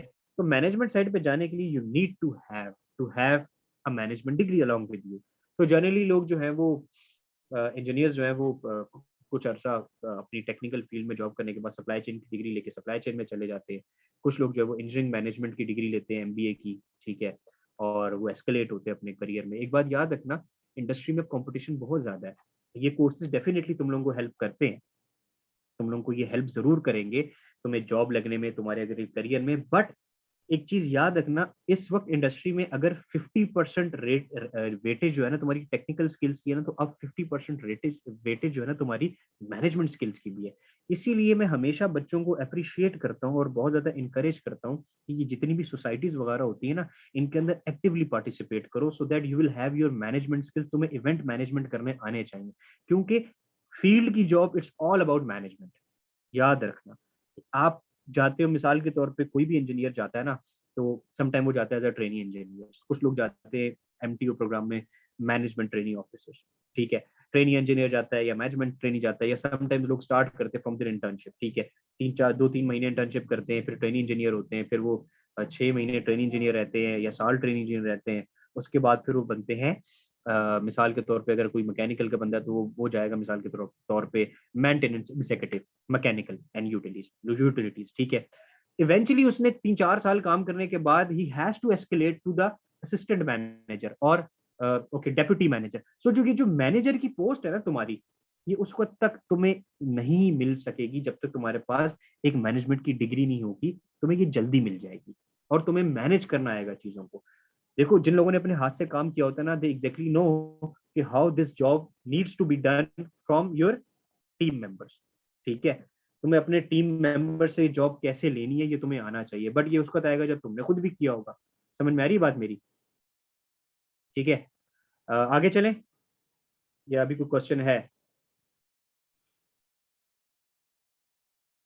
अच्छा, तुम्हें जिस फील्ड में एमबीए करना है ना, वो मैंने तुम लोगों को बता दिया, डिपेंड करता है। मिसाल के तौर पे जो है वो अ, किसी की जॉब लगती है इंडस मोटर में या किसी भी ऐसी कंपनी में जॉब लगती है। सो उसे ये देखना है कि उसे सप्लाई चेन साइड पे जाना है या उसे अपनी ही फील्ड में आगे बढ़ना है। अगर तो तुम्हें अपनी फील्ड में आगे बढ़ना है तो इंजीनियरिंग मैनेजमेंट की डिग्री बहुत अच्छी है, ठीक है? इंजीनियरिंग मैनेजमेंट में डिग्री ले लो और आगे बढ़ो। ठीक है जी। सो यहाँ मैं, हाँ, ये जो जगह थी ना, यहाँ मैं बता रहा था आपको कि इलेक्ट्रिकल कंसल्टेंट्स और कॉन्ट्रैक्टर्स, ठीक है? ये लोग जनरली प्रेफर करते हैं, कंसल्टेंट तो खास तौर पे प्रेफर करता है भाई इलेक्ट्रिकल इंजीनियर को। अच्छा, कंसल्टेंट के पास किस तरह से होते हैं लोग? कंसल्टेंट के पास होते हैं भाई प्रोजेक्ट इंजीनियर। अच्छा, मुझे याद आया, नवीरा ने कहा है कि प्रोजेक्ट इंजीनियर को भी डिफाइन करना है, ठीक है? वो भी मैं करता हूँ, यहीं पे कर देता हूँ। Project engineer, design engineer, electrical engineer, site and inspection engineer, ठीक है? ये 3-4 तरह के डेजिग्नेशन आपको कंसल्टेंट्स और कॉन्ट्रैक्टर के पास मिलेंगे, ठीक है? अच्छा भाई देखो, अब होता क्या है, प्रोजेक्ट इंजीनियर क्या कर रहा होता है, इलेक्ट्रिकल इंजीनियर क्या कर रहा होता है, कोई भी डिजाइन इंजीनियर क्या कर रहा होगा, मेंटेनेंस के लोग क्या कर रहे होंगे, साइट इंस्पेक्शन के लोग क्या कर रहे होंगे, हम इसको जरा डिस्कस करते हैं, ठीक है? सबसे पहले हम डिस्कस करते हैं कि डिजाइन इंजीनियर क्या करता है। देखो, डिजाइन इंजीनियर का काम ये है कि मिसाल के तौर पे आपके पास किसी भी फैक्ट्री का प्रोजेक्ट आया कि हम हमें हमारी जो एग्जिस्टिंग बिल्डिंग है वहां पे हमें एक्सटेंशन चाहिए, ऊपर एक नया फ्लोर बन रहा है, ठीक है? इसका पूरा डिजाइन बना दे। तो डिजाइन इंजीनियर बैठेगा, वो अपनी कैड के ऊपर ड्राइंग्स खोलेगा, अपना सॉफ्टवेयर खोलेगा और बैठ के देखेगा कि जो मैंने नीचे वाला जो फ्लोर बनाया था उसमें मैंने क्या क्या किया था। वो चीजों को उठा के कॉपी पेस्ट करेगा और उसके अंदर जितनी भी ऑल्टरेशन होंगी कस्टमर की नीड्स के मुताबिक, वो उसके अंदर करके एक लेआउट तैयार कर, ठीक है? इलेक्ट्रिकल इंजीनियर क्या करेगा, वो उसके अंदर इलेक्ट्रिकल की चीजें एम्बेड करेगा। मिसाल के तौर पे फैन जो है उसकी रेटिंग क्या होनी चाहिए, ठीक है? स्विच गियर लग रहा है तो वो कितना था। आमतौर पे इलेक्ट्रिकल इंजीनियर ही डिजाइन का भी काम करो तो डिजाइन वाला भी इलेक्ट्रिकल का काम करो। तो इसलिए मैंने ये एक इमेज लगाई है, ये दोनों आपस में इंटरचेंज होते हैं, ठीक है? दोनों एक ही तरह का काम कर रहे हो, ठीक है? सो इनका काम कुछ इस तरह से है, ठीक है? उसके बाद हम बात करते हैं साइट और इंस्पेक्शन इंजीनियर की। जब ये डिजाइन बन गया तो इस डिजाइन को it has to be implemented, ठीक है? सो इम्प्लीमेंट होने के बाद जो साइट इंजीनियर है वो जाके चेक करेगा कि यार ये जो डिजाइन इम्प्लीमेंट हुआ है ये एज पर रिक्वायरमेंट हुआ है या नहीं हुआ है। Okay, I have 2 questions. Okay, define further more about the application of mechatronics engineering. Yes, mechatronics की एप्लीकेशन के ऊपर भी हम बात करते हैं। मैकेट्रॉनिक्स की एप्लीकेशन ला तादाद है। तुम ये समझ लो कि मैकेट्रॉनिक्स जो है ना, वो वाला बंदा है जो कि जैसे तुमने देखा ये हाइब्रिड कार्स है, ये it's a hybrid person. Petrol पे भी चल जाता है और जो है वो बैटरी पे भी चल जाता है। ठीक है। मैकेनिक मैकेट्रॉनिक्स वाला बंदा क्या करेगा? किसी भी कंपनी में मैकेनिकल यूटिलिटीज को भी देख सकता है। असल में यार, मैकेनिक ये मैकेट्रॉनिक्स आने की वजह से ना, मैकेट्रॉनिक इंजीनियर्स के लिए जॉब अपॉर्चुनिटीज बहुत ज्यादा खुल गई हैं। वो अपॉर्चुनिटीज जो इलेक्ट्रिकल, इलेक्ट्रॉनिक्स, इन दोनों को मिलती हैं, वो भी इसको मिल जाती हैं, और मैकेनिकल वाली भी मिल जाती है। अब मिसाल के तौर पे कोई इलेक्ट्रिकल का बच्चा है, ठीक है, उसको मैकेनिकल यूटिलिटीज में जॉब नहीं मिल सकती। उसकी वजह ये है कि यार वो प्योरली मैकेनिकल की चीजें, बट मैकेट्रॉनिक्स वाले को मिल जाएंगी। ठीक है। सो ये जो फील्ड है ना, ये बनाई इसीलिए गई है ताकि एक ऐसा बंदा हो जिसको सारी चीजों का पता हो। और ये क्यों बनाई गई? ये इसलिए बनाई गई कि फ्यूचर में अब सब ने इंडस्ट्री 4.0 पे जाना है। सो उस लेवल पे जाने के लिए सबको एक दूसरे की फील्ड के बारे में पता होना चाहिए। मैकेनिकल वाला इलेक्ट्रिकल के साथ बैठेगा, इलेक्ट्रिकल वाला इलेक्ट्रॉनिक्स वाले के साथ बैठेगा, वही बराबर में टेलीकॉम वाले के साथ बैठेगा, वही बायोमेडिकल वाले के साथ बैठेगा, वही इंडस्ट्रियल इंजीनियर के साथ बैठेगा, और ये सारे मिलके कंप्यूटर सिस्टम वाले के साथ बैठ जाएंगे कि भाई अब मिल के कुछ डेवलप कर सकते हैं। क्योंकि साइबर सिक्योरिटी के बहुत प्रॉब्लम्स हैं, और बगैर आईटी के ये काम नहीं होगा। ये बात मेरी याद रख। ठीक है जी। सो मैकेनिकल की एप्लीकेशंस मैं तुम्हें बता दी कि मैकेट्रॉनिक्स ही बता दी कि मैकेनिकल भी है और इलेक्ट्रिकल भी, इलेक्ट्रॉनिक्स भी, वो इन तीनों फील्ड में घुस जाता है। ठीक है। स्विच गियर वाले के पास भी चला जाएगा बहुत आराम से, कॉन्ट्रैक्टर के पास भी चला जाएगा, स्पेशली उन कंपनीज के पास बहुत आराम से चला जाएगा जो कि कंप्रेसर्स बनाती हैं। कंप्रेसर पाकिस्तान में तो खैर नहीं बनते, उनकी इंस्टॉलेशन, उनकी सर्विसेज, ठीक है, उनका डिजाइन, कंप्रेसर्स हो गया, बॉयलर्स हो गए। इंडस्ट्री बॉयलर्स बहुत होते हैं इंडस्ट्री में, और ये टोटली मैकेनिकल वालों के अंडर आते हैं बॉयलर्स, पता है तुम्हें? फिर इसके बाद ये जो बड़ी बड़ी मशीन्स होती हैं, ये जो बड़े बड़े जो वो टर्बाइन्स होती हैं, छोटी मशीन्स भी, मोटर्स भी, ये सब इलेक्ट्रिकल और मैकेनिकल दोनों के स्कोप में आती हैं। तो मैकेट्रॉनिक्स वाला उधर भी चला जाएगा। ठीक है।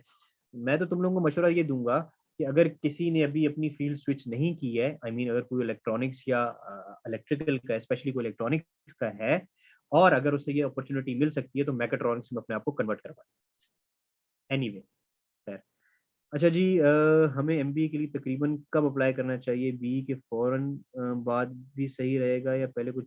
देखो बच्चों, डिपेंड करता है, ये टोटली तुम पे डिपेंड करती है चीज। मैं तुम्हें अपनी मिसाल देता हूँ, और मैं तुम्हें कुछ दोस्तों की मिसाल भी दे सकता हूँ।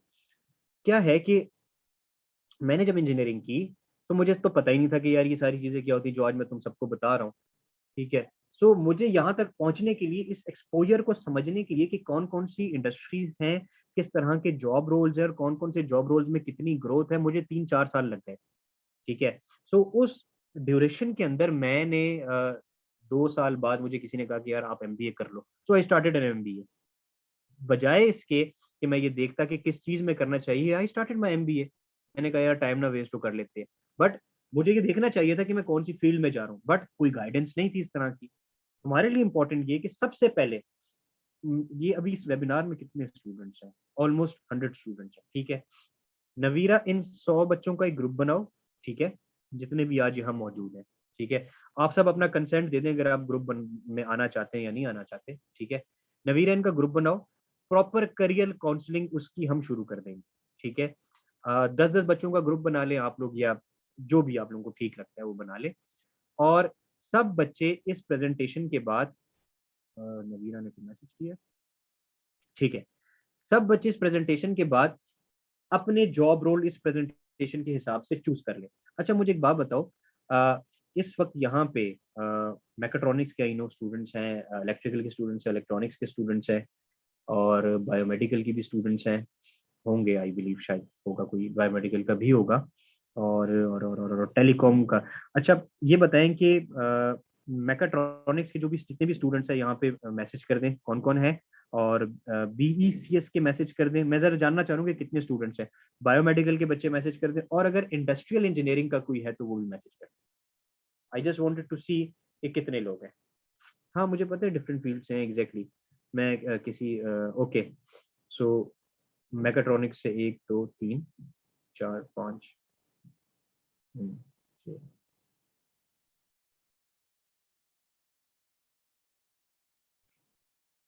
ओके, अब्दुल्ला जो है वो इंडस्ट्रियल इंजीनियरिंग से, ओके ठीक है।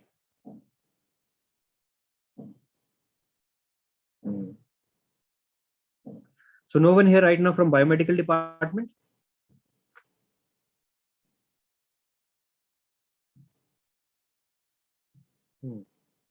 I think no. Okay, biomedical. Okay, Sohab Shah. Okay, Sohab is from biomedical, right? सही है, ठीक है, ठीक है, समझ गया मैं। अच्छा देखो, अब करना ये है कि तुम सारे बच्चे ये करो कि अपने जॉब रोल्स इस प्रेजेंटेशन के हिसाब से चूज करो, और ये नवीरा एक ग्रुप बना देगी। उस ग्रुप में फिर मैं तुम लोगों को फर्दर बताऊंगा कि अब तुम्हें अगला स्टेप क्या करना है, ठीक है।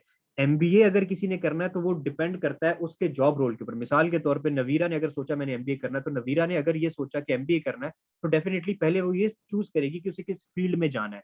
मिसाल के तौर पर she get a job as a procurement engineer, तो डेफिनेटली वो एमबीए किस में करेगी, सप्लाई चेन में करेगी, ठीक है। I am just giving you an example, ठीक है। Iqra Khalil is from telecom department और Fahad Hussain is also from biomedical, ठीक है, ठीक है। टेलीकॉम से भी है एक बच्चा हमारे पास, ठीक है, वेरी गुड, ओके, ठीक है। सो जो टेलीकॉम के बच्चे हैं, ठीक है, उनके लिए भी आगे एक स्लाइड आ रही है स्पेसिफिकली, बट टेलीकॉम के लोग भी जो है ना इक्वली इलेक्ट्रिकल इलेक्ट्रॉनिक्स वाली जगहों पे अप्लाई कर सकते हैं, इसमें कोई ऐसी बात नहीं है। इंडस्ट्री में जो है ना इतनी कोई प्रॉब्लम नहीं है। इंडस्ट्री को तुम्हें पता है फायदा ही होता है, इंडस्ट्री को फायदा होगा टेलीकॉम वाले को रखने का, क्यों?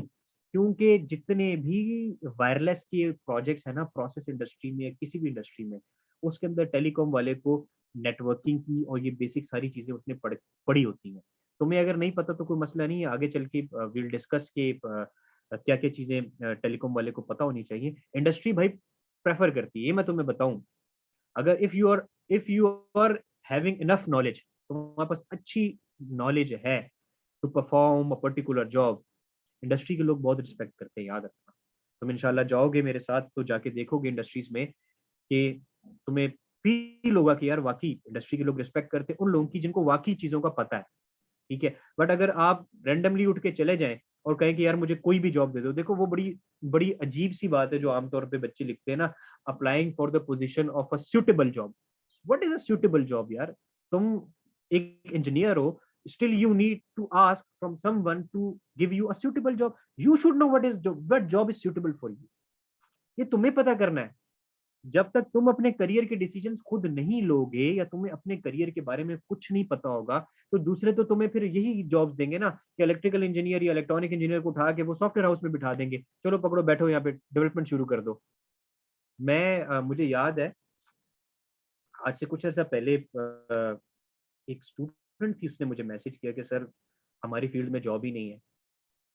80% स्टूडेंट जो है ना मुझे यही बात कहते हैं कि सर बहुत बुरी फील्ड है इंजीनियरिंग, इसमें जॉब्स ही नहीं है, और जॉब नहीं मिलती इसलिए जो है वो हम सॉफ्टवेयर हाउसेस को ज्वाइन कर लेते हैं क्योंकि आईटी में जॉब्स बहुत है। एंड आई ऑलवेज से कि बेटा आपको इसलिए प्रॉब्लम आता है कि आपको खुद नहीं पता कि आपने जाना कहाँ है। आप अपनी गाड़ी निकाल लें घर से बाहर और उसको स्टार्ट करें और इधर उधर घूमते रहें। If you don't know your destination you will keep moving around, ये प्रॉब्लम है। तो आप जब आईटी आईटी कंपनीज में जाते हो, सॉफ्टवेयर हाउसेज में जाते हो, आपको पता है सबसे बड़ा प्रॉब्लम आपके लिए क्या होता है वहां पे? आपकी ग्रोथ रुक जाती है। आप हो electrical engineer, electronic engineer, may be telecom engineer, ठीक है, वहां पे दूसरा बच्चा कौन सा आएगा? Software engineer. तो जब आप स्विच करोगे और वो भी स्विच करेगा, और जब उनको चाहिए होगा एक ऐसा बंदा जिसका जिसका background bachelors of software engineering है, आपकी जॉब वैसी साइड पे हो जाती है, आपको उसमें ग्रोथ ही नहीं मिल पाती, ना ग्रोथ मिल पाती है ना आपको अपॉर्चुनिटी ज्यादा मिल पाती है। इनिशियली आपको 30-35 हज़ार में मिल जाते हैं जिस पर आप बहुत खुश होते हो। तुम्हें पता है मेरी पहली जॉब इसी तरह सॉफ्टवेयर हाउस में लगी थी, ठीक है, and I was very happy कि यार मेरी बड़ी अच्छी जॉब लग गई है। और फिर मुझे पता चला कि मेरे साथ हुआ क्या है, ठीक है, तो ये चीज ध्यान में रखना।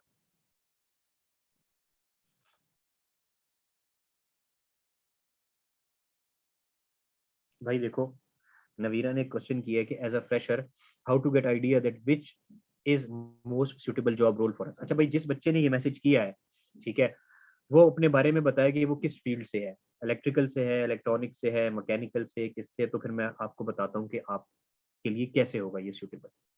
नवीरा को मैसेज करें, Naveera I am waiting for the reply of the student जिसने ये क्वेश्चन पूछा है। Okay, she is Areesha from mechatronic. देखो बेटा अरीशा, तुम जो हो ना अगर तुम्हें बीइंग अ मैकेट्रॉनिक्स इंजीनियर, सबसे पहले तुम्हें क्या करना चाहिए, तुम्हें तुमने मैकेट्रॉनिक्स डेफिनेटली अभी तुम पढ़ रही हो ना, तुमने पढ़ी नहीं है, पूरी कंप्लीट जब हो जाएगी तुम्हें दो चीजें आती होंगी, तीन चीजें बल्कि आनी चाहिए। नंबर वन, मैकेनिकल की चीजें बेसिक आनी चाहिए, मैकेनिकल की तुम्हें कम आएंगी ऑफ कोर्स, इलेक्ट्रिकल की आनी चाहिए, इलेक्ट्रॉनिक्स की आनी चाहिए। सबसे पहले तुम्हें जो इजीली जॉब मिल सकती है दैट इज किसी भी इलेक्ट्रिकल पैनल बिल्डर के पास मिल जाएगी जॉब। ठीक है, क्या क्या जॉब रोल तुम्हें मिलेगा, तुम्हारा क्वेश्चन ये है, भाई तुम्हें, तुम्हारे लिए आगे जॉब रोल्स वैसे मैंने एक्सप्लेन किए हैं। तुम या तो प्रोक्योरमेंट साइड पे जा सकती हो, बीइंग अ गर्ल बात कर रहा हूँ, बीइंग अ बॉय बात नहीं कर रहा, क्योंकि मुझे पता है कि लड़कियों को थोड़े से हार्ड कोर रोल्स में नहीं रखा जाता। ठीक है, तुम्हें मेंटेनेंस साइड पे जाने की जरूरत नहीं है। हाँ, अगर तुम्हें लगता है कि तुम्हें जो project as a project engineer जाना चाहिए किसी जगह पे, तो तुम एज अ प्रोजेक्ट इंजीनियर भी जा सकती हो। ठीक है, तुम्हारी जॉब लग सकती है बहुत इजीली किसी भी ऐसी कंपनी में जो कि जैसे मिसाल के तौर पे अलाइट कैटरपिलर है, जनरेटर्स की जो कंपनी है वो मैकेनिकल इंजीनियर्स को बहुत प्रेफर करते हैं, मैकेट्रॉनिक्स को भी करती है क्योंकि इसमें कंट्रोल पार्ट होता है। ठीक है, तुम्हें तुम्हें जॉब जो है ना सिस्टम इंटीग्रेटर्स के पास मिल सकती है जो कि कंट्रोल ऑटोमेशन का काम करते हैं। बहुत ज्यादा मैकेट्रॉनिक्स इंजीनियर्स को जॉब मिलती है सिस्टम इंटीग्रेटर्स के पास। सिस्टम इंटीग्रेटर्स क्या है वो आगे मैं एक्सप्लेन करूंगा। सिस्टम इंटीग्रेटर वो लोग होते हैं, जैसे हम भी, हमारी कंपनी भी एक सिस्टम इंटीग्रेटर कंपनी है, जिनको जो हमारा डिस्ट्रीब्यूटर है उसकी भी एक सिस्टम इंटीग्रेटर कंपनी। ठीक है, वो क्या करते हैं कि जी इंडस्ट्री से प्रोजेक्ट्स करते हैं। मुझे याद है पिछले साल हमने शायद एक प्रोजेक्ट किया था एक सीमेंट इंडस्ट्री में, जहाँ पे उनका एक वायरलेस का प्रोजेक्ट था। ठीक है, मुझे याद, आई रिमेम्बर हमारे साथ एक टेलीकॉम का स्टूडेंट है। तो वायरलेस का वो प्रोजेक्ट क्या था बेसिकली कि वहां पे ना क्रशर्स लगे हुए हैं सीमेंट इंडस्ट्री में, वो क्रश कर रहे हैं स्टोन को क्रश करते हैं और क्रश करने के बाद उसको सीमेंट में कन्वर्ट करते हैं। ठीक है, लेकिन ये सारी की सारी, अच्छा वो चार डिफरेंट किस्म के क्रशर है और इन सारे क्रशर्स ने एक सेंट्रल हब से कम्युनिकेट करना है। ठीक है, तो वहां पे सेंट्रल हब एक पीएलसी लगी हुई थी, उस पीएलसी ने सबके साथ कम्युनिकेट करके उनको सिग्नल देना है कि हाँ जी अब आपने मूव करना है आगे या पीछे, ये सारी चीजें उसने उनको बतानी थी। ठीक है, तो वहां पे हमने चार जो है ना वो रेडियो लाइन के मॉड्यूल्स लगाए और मॉड्यूल्स लगाने के बाद कंट्रोलर में थोड़ी प्रोग्रामिंग करके इस प्रोजेक्ट को कर लिया। ठीक है, सो इन कंपनीज में सबसे ज्यादा यूटिलाइजेशन है ये कंट्रोल वाले बच्चों की, इलेक्ट्रिकल की भी, इलेक्ट्रॉनिक्स की भी, ये तुम्हारे मैकेट्रॉनिक्स की भी। ठीक है, सो तुम्हें समझ में आई मेरी बात कि बीइंग अ मैकेट्रॉनिक्स इंजीनियर तुम्हारे पास जो अपॉर्चुनिटी खुलती है ना, वो जो तुम्हें जल्दी इजीली जॉब मिल जाती है, वो जितनी भी ये कंपनीज हैं जो कि इक्विपमेंट प्रोवाइड करती हैं इंडस्ट्री को, वहाँ तुम्हें बहुत इजीली जॉब मिल जाएगी। ठीक है, डायरेक्ट इंडस्ट्री में तुम्हें जॉब मिल जाएगी definitely, procurement engineer, project engineer. ठीक है, एचएससी इंजीनियर की भी जॉब मिल जाएगी तुम्हें। ठीक है, बहुत इजीली मिल सकती है। ठीक है अरीबा, क्लियर हो गई ये चीज या you need further details in this? Sorry Arisha.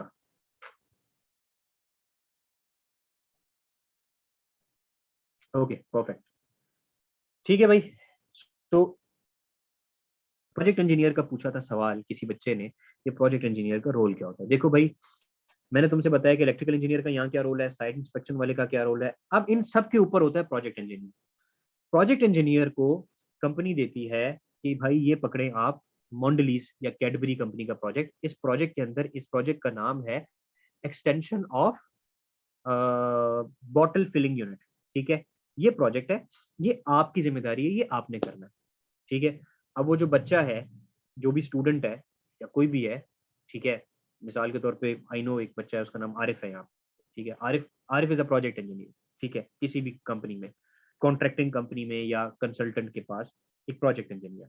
अब आरिफ को ये पता है कि यार इस प्रोजेक्ट के लिए मुझे सबसे पहले डिजाइन करवाना पड़ेगा, डिजाइन करवाने के बाद वंस डिजाइन इज रेडी तो डिजाइन मुझे कॉन्ट्रैक्टर से शेयर करना पड़ेगा, और उसके बाद फिर मुझे साइट वाला जो बंदा है मेरा इंजीनियर, उसके बाद उसको क्वालिटी एश्योरेंस के लिए भेजना पड़ेगा। ठीक है, कंपनी जो है ना वो electrical engineer, design engineer, site engineer से बात नहीं करेगी, उसकी रिस्पॉन्सिबिलिटी ये नहीं है। प्रोजेक्ट इंजीनियर की रिस्पॉन्सिबिलिटी है, he has to make sure कि उसके प्रोजेक्ट के सारे टास्क आर बीइंग डन और नॉट। ठीक है, सो प्रोजेक्ट इंजीनियर जो होता है ना, उसके ऊपर सबसे ज्यादा रिस्पॉन्सिबिलिटी होती है प्रोजेक्ट्स को एग्जीक्यूट करने की। टाइमलाइन जो उसके पास है, अगर उसका प्रोजेक्ट डिले हुआ उसको पकड़ेगी कब। ठीक है, हर चीज प्रोजेक्ट इंजीनियर की जिम्मेदारी है। ठीक है, so project engineer is a little bit senior person.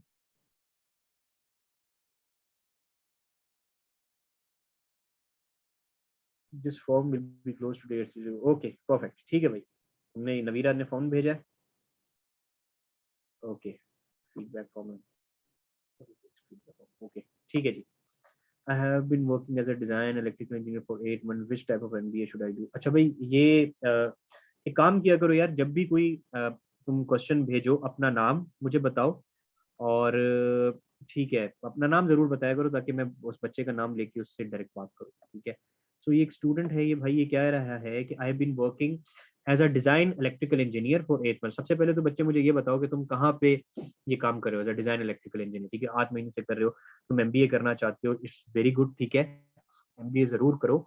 लेकिन तुम पहले मुझे ये बताओ कि तुम किस, सबसे पहले मुझे ये बताओ कि तुम किस इंडस्ट्री में, मिसाल के तौर पे तुम क्या किसी कंसल्टेंट के पास जॉब कर रहे हो, कहाँ जॉब कर रहे हो, और उसके बाद तुम ये बताओ कि तुम्हारा फर्दर आगे मूव क्या है, तुम्हारा नेक्स्ट मूव क्या है, तुम्हें इस इंडस्ट्री में रहना है। फॉर एग्जाम्पल अगर तुम किसी कंसल्टेंट के पास काम कर रहे हो, ठीक है, तो तुम्हें कंसल्टेंट के पास ही रहना है, या तुम्हें डायरेक्ट इंडस्ट्री में जाना है, तुम्हें डायरेक्ट इंडस्ट्री में जाना भी है, या तुम्हें किसी जो है वो सिस्टम इंटीग्रेटर या पैनल बिल्डर के पास जाना है, ये सबसे पहले तुम मुझे बताओ। अच्छा, अगर किसी को ये कोई क्लैरिटी नहीं है ना कि उसका फ्यूचर मूव क्या है, तो सीधा सीधा एमबीए कर ले उसके अंदर प्रोजेक्ट मैनेजमेंट स्ट्रेट अवे, ठीक है, क्योंकि प्रोजेक्ट हर जगह मिल जाएंगे उसको, सिवाय उसके कि कोई इंजीनियर मार्केटिंग या सेल साइड पे जाना चाहता है। अगर आपको मार्केटिंग सेल साइड पे जाना है तो आप एमबीए करेंगे मार्केटिंग में। अदरवाइज अगर आपको समझ में नहीं आ रहा कि आपको किस चीज में एमबीए करना चाहिए, तो आप या तो स्ट्रेट अवे इंजीनियरिंग मैनेजमेंट में एमबीए कर लें, या आप प्रोजेक्ट मैनेजमेंट में एमबीए कर लें, क्योंकि ये बच्चा इलेक्ट्रिकल डिजाइन इंजीनियर है। सो आई बिलीव के ओके, पहले तो मुझे ये बताओ ना कि वो बच्चा किधर काम कर रहा है, जो 8 महीने से है, किस किस इंडस्ट्री में काम कर रहा है, आई मीन कंसल्टेंसी में काम कर रहा है, कहाँ काम कर रहा है। तो अगर वो डिपेंड करता है, ठीक है, अगर वो कंसल्टेंसी में किसी में काम कर रहा है तो उस कंसल्टेंसी फर्म के अंदर जो है उसको अगर आगे बढ़ना है, उसी फर्म में आगे बढ़ना है। हाँ देखा, I am working with a consultant and don't have clarity. अब देखो ये बात है, मुझे आइडिया था, क्योंकि डिजाइन इंजीनियर इलेक्ट्रिकल इंजीनियर हमेशा कंसल्टेंट के पास ही काम कर रहा होगा। देखो बच्चे, और मैं तुम्हें रायन बताता हूँ एक बात, बैक इन पिछले साल 2019 की बात है कि मैं एक कंसल्टेंट के साथ जॉब, मतलब जॉब नहीं कर रहा था, मैं एक प्रोजेक्ट कर रहा था एक कंसल्टेंट के साथ, ठीक है। वहां पे एक उनका मैनेजर था, प्रोजेक्ट मैनेजर भी था वो, मतलब डायरेक्टर टेक्निकल था सॉर्ट ऑफ, ठीक है, वो सारी चीजें देख रहा था। तो ही हैड एन अपॉर्चुनिटी कि वो अपने कस्टमर के पास ही चला गया। उसके कस्टमर ने देखा कि यार ये बंदा जो है ना बहुत जबरदस्त है, और मुझे बजाय इसके किससे कंसल्टेंसी लूं, मुझे इसको हायर कर लेना चाहिए।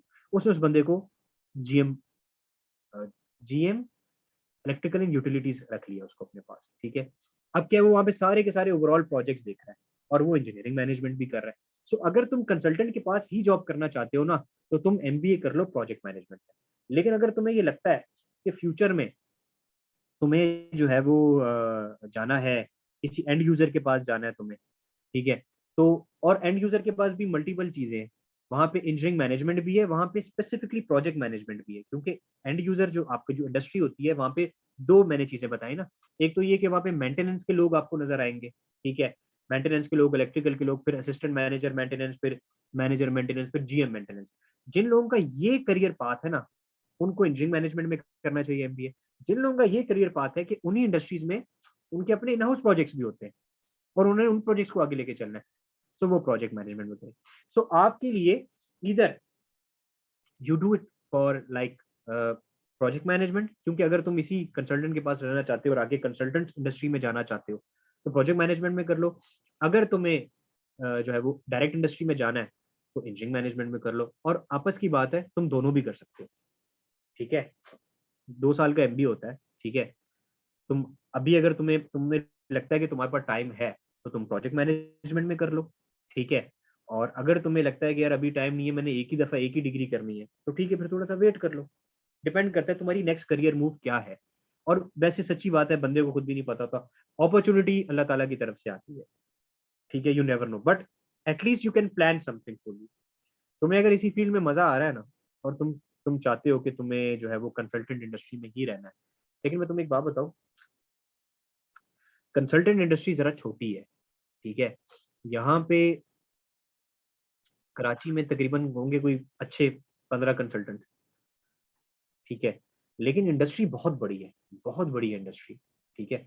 सो तुम कंसल्टेंट से डायरेक्टली इंडस्ट्री में शिफ्ट हो सकते हो, इंडस्ट्री तुम्हें रख लेगी, बहुत ज्यादा ये स्विचिंग होती है कंसल्टेंट से इंडस्ट्री की, ठीक है। तो तुम वहाँ पे जा सकते हो और इंजीनियरिंग मैनेजमेंट में तुम एमबीए कर सकते हो, वहाँ पे दोनों चल जाएंगे, इंजीनियरिंग मैनेजमेंट वाला भी चल जाएगा, प्रोजेक्ट मैनेजमेंट भी चल जाएगा। और वैसे तुम्हारे कंसल्टेंट के पास भी तुम्हारे दोनों चल जाएंगे, क्योंकि कंसल्टेंट के पास भी इवेंचुअली ज्यादा जरा प्रोजेक्ट मैनेजमेंट होगा। ठीक है रयान, क्लियर है चीजें?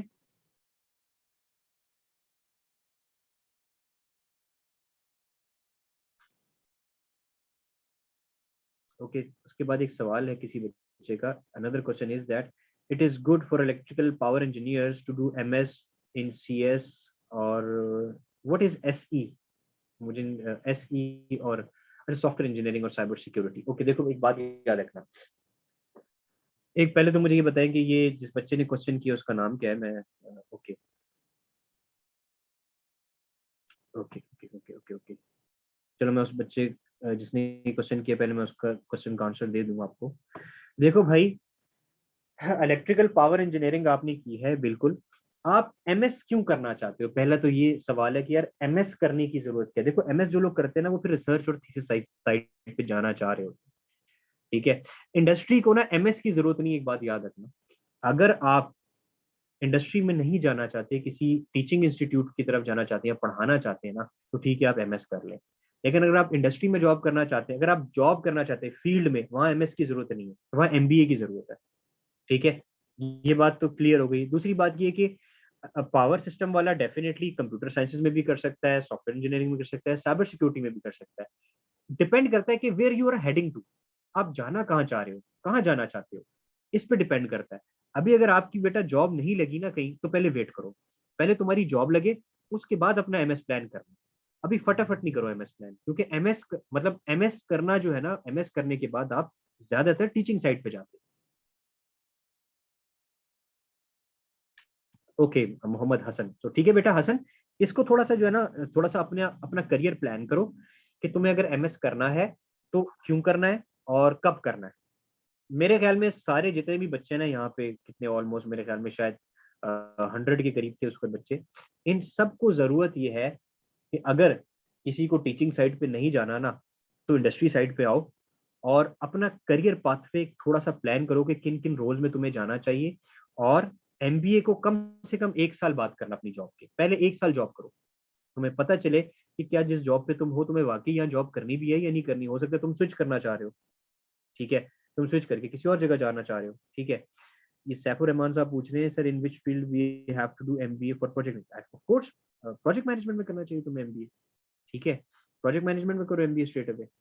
अच्छा एक और सवाल था, sir kindly give a demonstration upon the difference between project engineer and sales engineer. देखो बच्चों, ये सवाल एक बच्ची ने किया, निम्रा ने, वो ये कह रही है कि सेल्स इंजीनियर और प्रोजेक्ट इंजीनियर में फर्क क्या होता है। ये टेक्निकल क्वेश्चन है, आई थिंक ये बच्ची किसी जगह पे जॉब कर रही होगी जब इसने ये बात पूछी है, शायद दिस इज माय एंटिसिपेशन, में भी ना भी कर रही हो, ठीक है।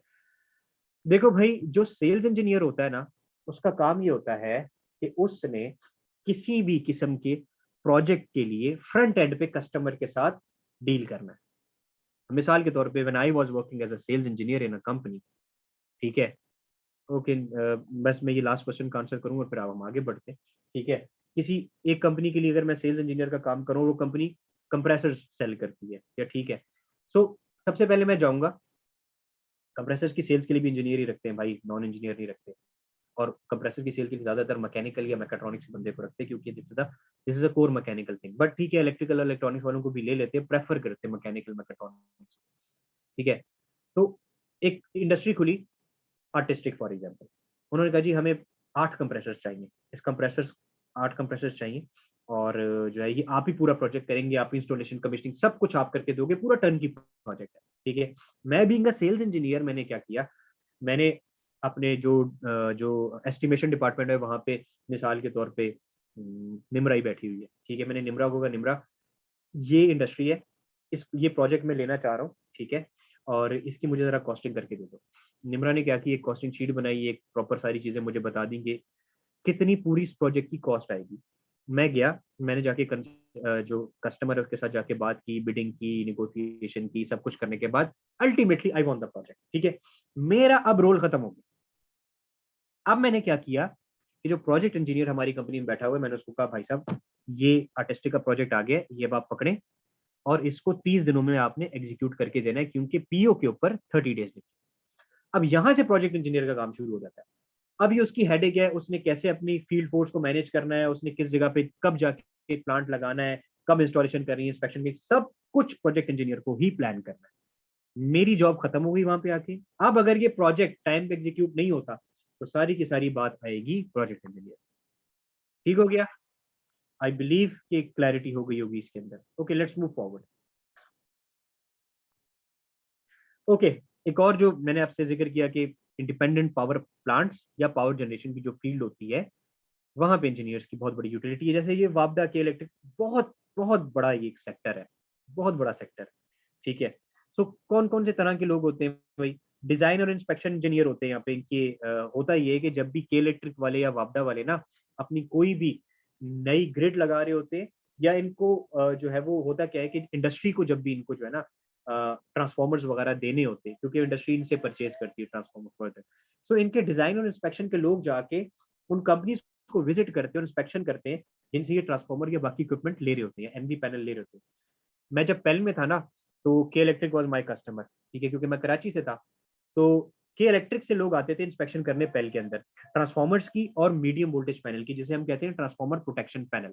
ठीक है, अब ये सारी की सारी चीजें जो है ना, जो मैं तुम्हें बता रहा हूँ, ये सारी की सारी चीजें these all are a part of internship. ठीक है, इंटर्नशिप के अंदर ये सारे के सारे टॉपिक जो है ना वो कवर हो जाएंगे। ठीक है, फिर स्काडा के लोग होते हैं भाई। स्काडा क्या है? Completely control system. ठीक है, ई के लोग होते हैं, इंस्ट्रूमेंटेशन के लोग होते हैं, के इलेक्ट्रिक में भरे पड़े हुए बिन कासिम पे जो ग्रिड स्टेशन है, वहां पे मेरे दोस्त हैं, and I work with them in the instrumentation department. ठीक है, ट्रांसमिशन लाइंस क्या होती है भाई? ये आप लोगों को पता होंगी। ठीक है, ट्रांसमिशन लाइन के अलग लोग होते हैं, करेक्टिव मेंटेनेंस के अलग लोग होते हैं, ये सारे के सारे के इलेक्ट्रिक में होते हैं। इसी तरह वापडा में होते हैं। यूटिलिटीज में अलग लोग होते हैं। ठीक है, इंजीनियर्स ही बैठे होते हैं वहां पे, यूटिलिटीज को देख रहे होते हैं। अगेन, जैसे मैंने तुम लोगों को पहले बताया था, पावर हाउस, यूटिलिटीज और ग्रिड स्टेशन। इंडस्ट्रीज में वो अपनी पावर जो जनरेट करे उनके अलग होते हैं, जिस तरीके से गुल अहमद, अलकरम, सफायर, अच्छा टपाल, इन सब के अपने अपने ग्रिड स्टेशन, पावर हाउस और यूटिलिटीज है। ठीक है, इन सब जगहों पे तुम्हारी जॉब एग्जिस्ट करती है। Okay, here we go. तो अब बात करेंगे जरा स्पेसिफिकली जो पैनल मैन्युफैक्चरर हैं या जो इलेक्ट्रिकल इक्विपमेंट बनाती हैं कंपनी। अब इलेक्ट्रिकल इक्विपमेंट बहुत सारी कंपनीज बनाती है, तुम्हें पता है। इलेक्ट्रिकल इक्विपमेंट में क्या आ जाता है? बहुत सारी चीजें आती है। मिसाल के तौर पे मैं कहता हूँ, ट्रांसफार्मर आता है, मीडियम वोल्टेज पैनल आता है। ठीक है, और इसके अलावा एनर्जी मीटर्स आते हैं। ठीक है, इस तरह बहुत सारे इलेक्ट्रिकल इक्विपमेंट आते हैं। ठीक है, अब इन इन कंपनीज में और जितने भी ये पैनल बिल्डर्स हैं, ठीक है, इनके अंदर जॉब रोल्स क्या होते हैं तुम लोगों के? देखो, अगर कोई लड़का या लड़की, अच्छा पहली बात तो ये कि दोनों लोग जाते हैं यहाँ। ठीक है, लड़कियों को आमतौर पे मैं कहता हूँ कि यार आप लोग जाएं, या तो डिजाइन इंजीनियर की उसमें जाएं, या फिर आप प्रोक्योरमेंट इंजीनियर के उसमें जाएं। इसमें दोनों लड़के भी होते हैं ऑब्वियसली। डिजाइन इंजीनियर क्या कर रहा होता है? इलेक्ट्रिकल स्विच के पैनल का डिजाइन बना रहा होता है। अच्छा, यहाँ डिजाइन इंजीनियर को ये प्रेफर करते हैं मैकेट्रॉनिक्स का बंदा हो। क्यों? क्योंकि उसने मैकेनिकल और इलेक्ट्रिकल दोनों का डिजाइन बनाना है। ठीक है, अब मैकेट्रॉनिक्स वाले ने अगर थोड़ी सी इलेक्ट्रिकल की चीजें पढ़ी है, उसको प्रेफर करें। ठीक है, मैकेनिकल। अच्छा, तुम्हें पता है, मैं जब पेल में था ना, तो हमारे पास ट्रांसफार्मर डिजाइन के मैकेनिकल के अलग बच्चे होते थे, क्योंकि ट्रांसफार्मर का मैकेनिकल डिजाइन एक कंप्लीटली डिफरेंट चीज है और इलेक्ट्रिकल डिजाइन अलग है। इसी तरीके से हर पैनल बिल्डर के पास मैकेनिकल डिजाइन का एक बंदा जरूर मौजूद होगा, क्योंकि मैकेनिकल इंजीनियर बहुत ज्यादा कम होते हैं हमारी मार्केट में। सिर्फ एनईडी करवाती है, और मेरे ख्याल में एक दो और यूनिवर्सिटीज करवाती हैं, तो मैकेनिकल के लोग बहुत ज्यादा कम होते हैं। इसलिए वो क्या करते हैं कि यार इलेक्ट्रिकल वाले बंदे को कहते हैं कि यार थोड़ी सी मैकेनिकल की चीजें पढ़ लो, ऑटो कैड पढ़ लो और दो तीन और सॉफ्टवेयर पढ़ लो, और तुम आ जाओ। अब क्योंकि मैकेट्रॉनिक से बच्चे आना शुरू हो गए, मैकेनिकल की चीजों को पढ़ के आते हैं, तो यहाँ पे फिर वो उनको प्रेफर कर लेते हैं। ठीक है, वरना मैकेनिकल के बंदे हमेशा से मार्केट में शॉर्ट है, ये याद रखना।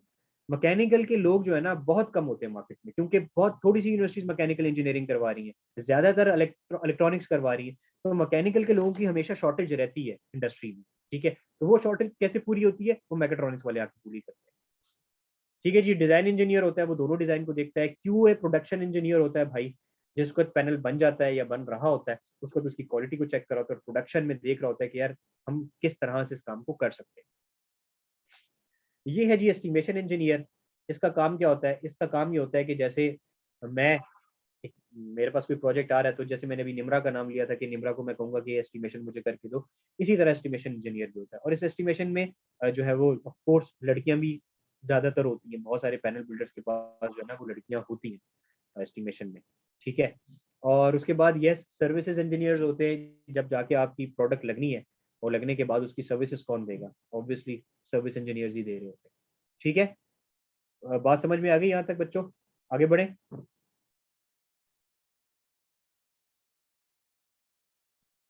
किसी का कोई क्वेश्चन है?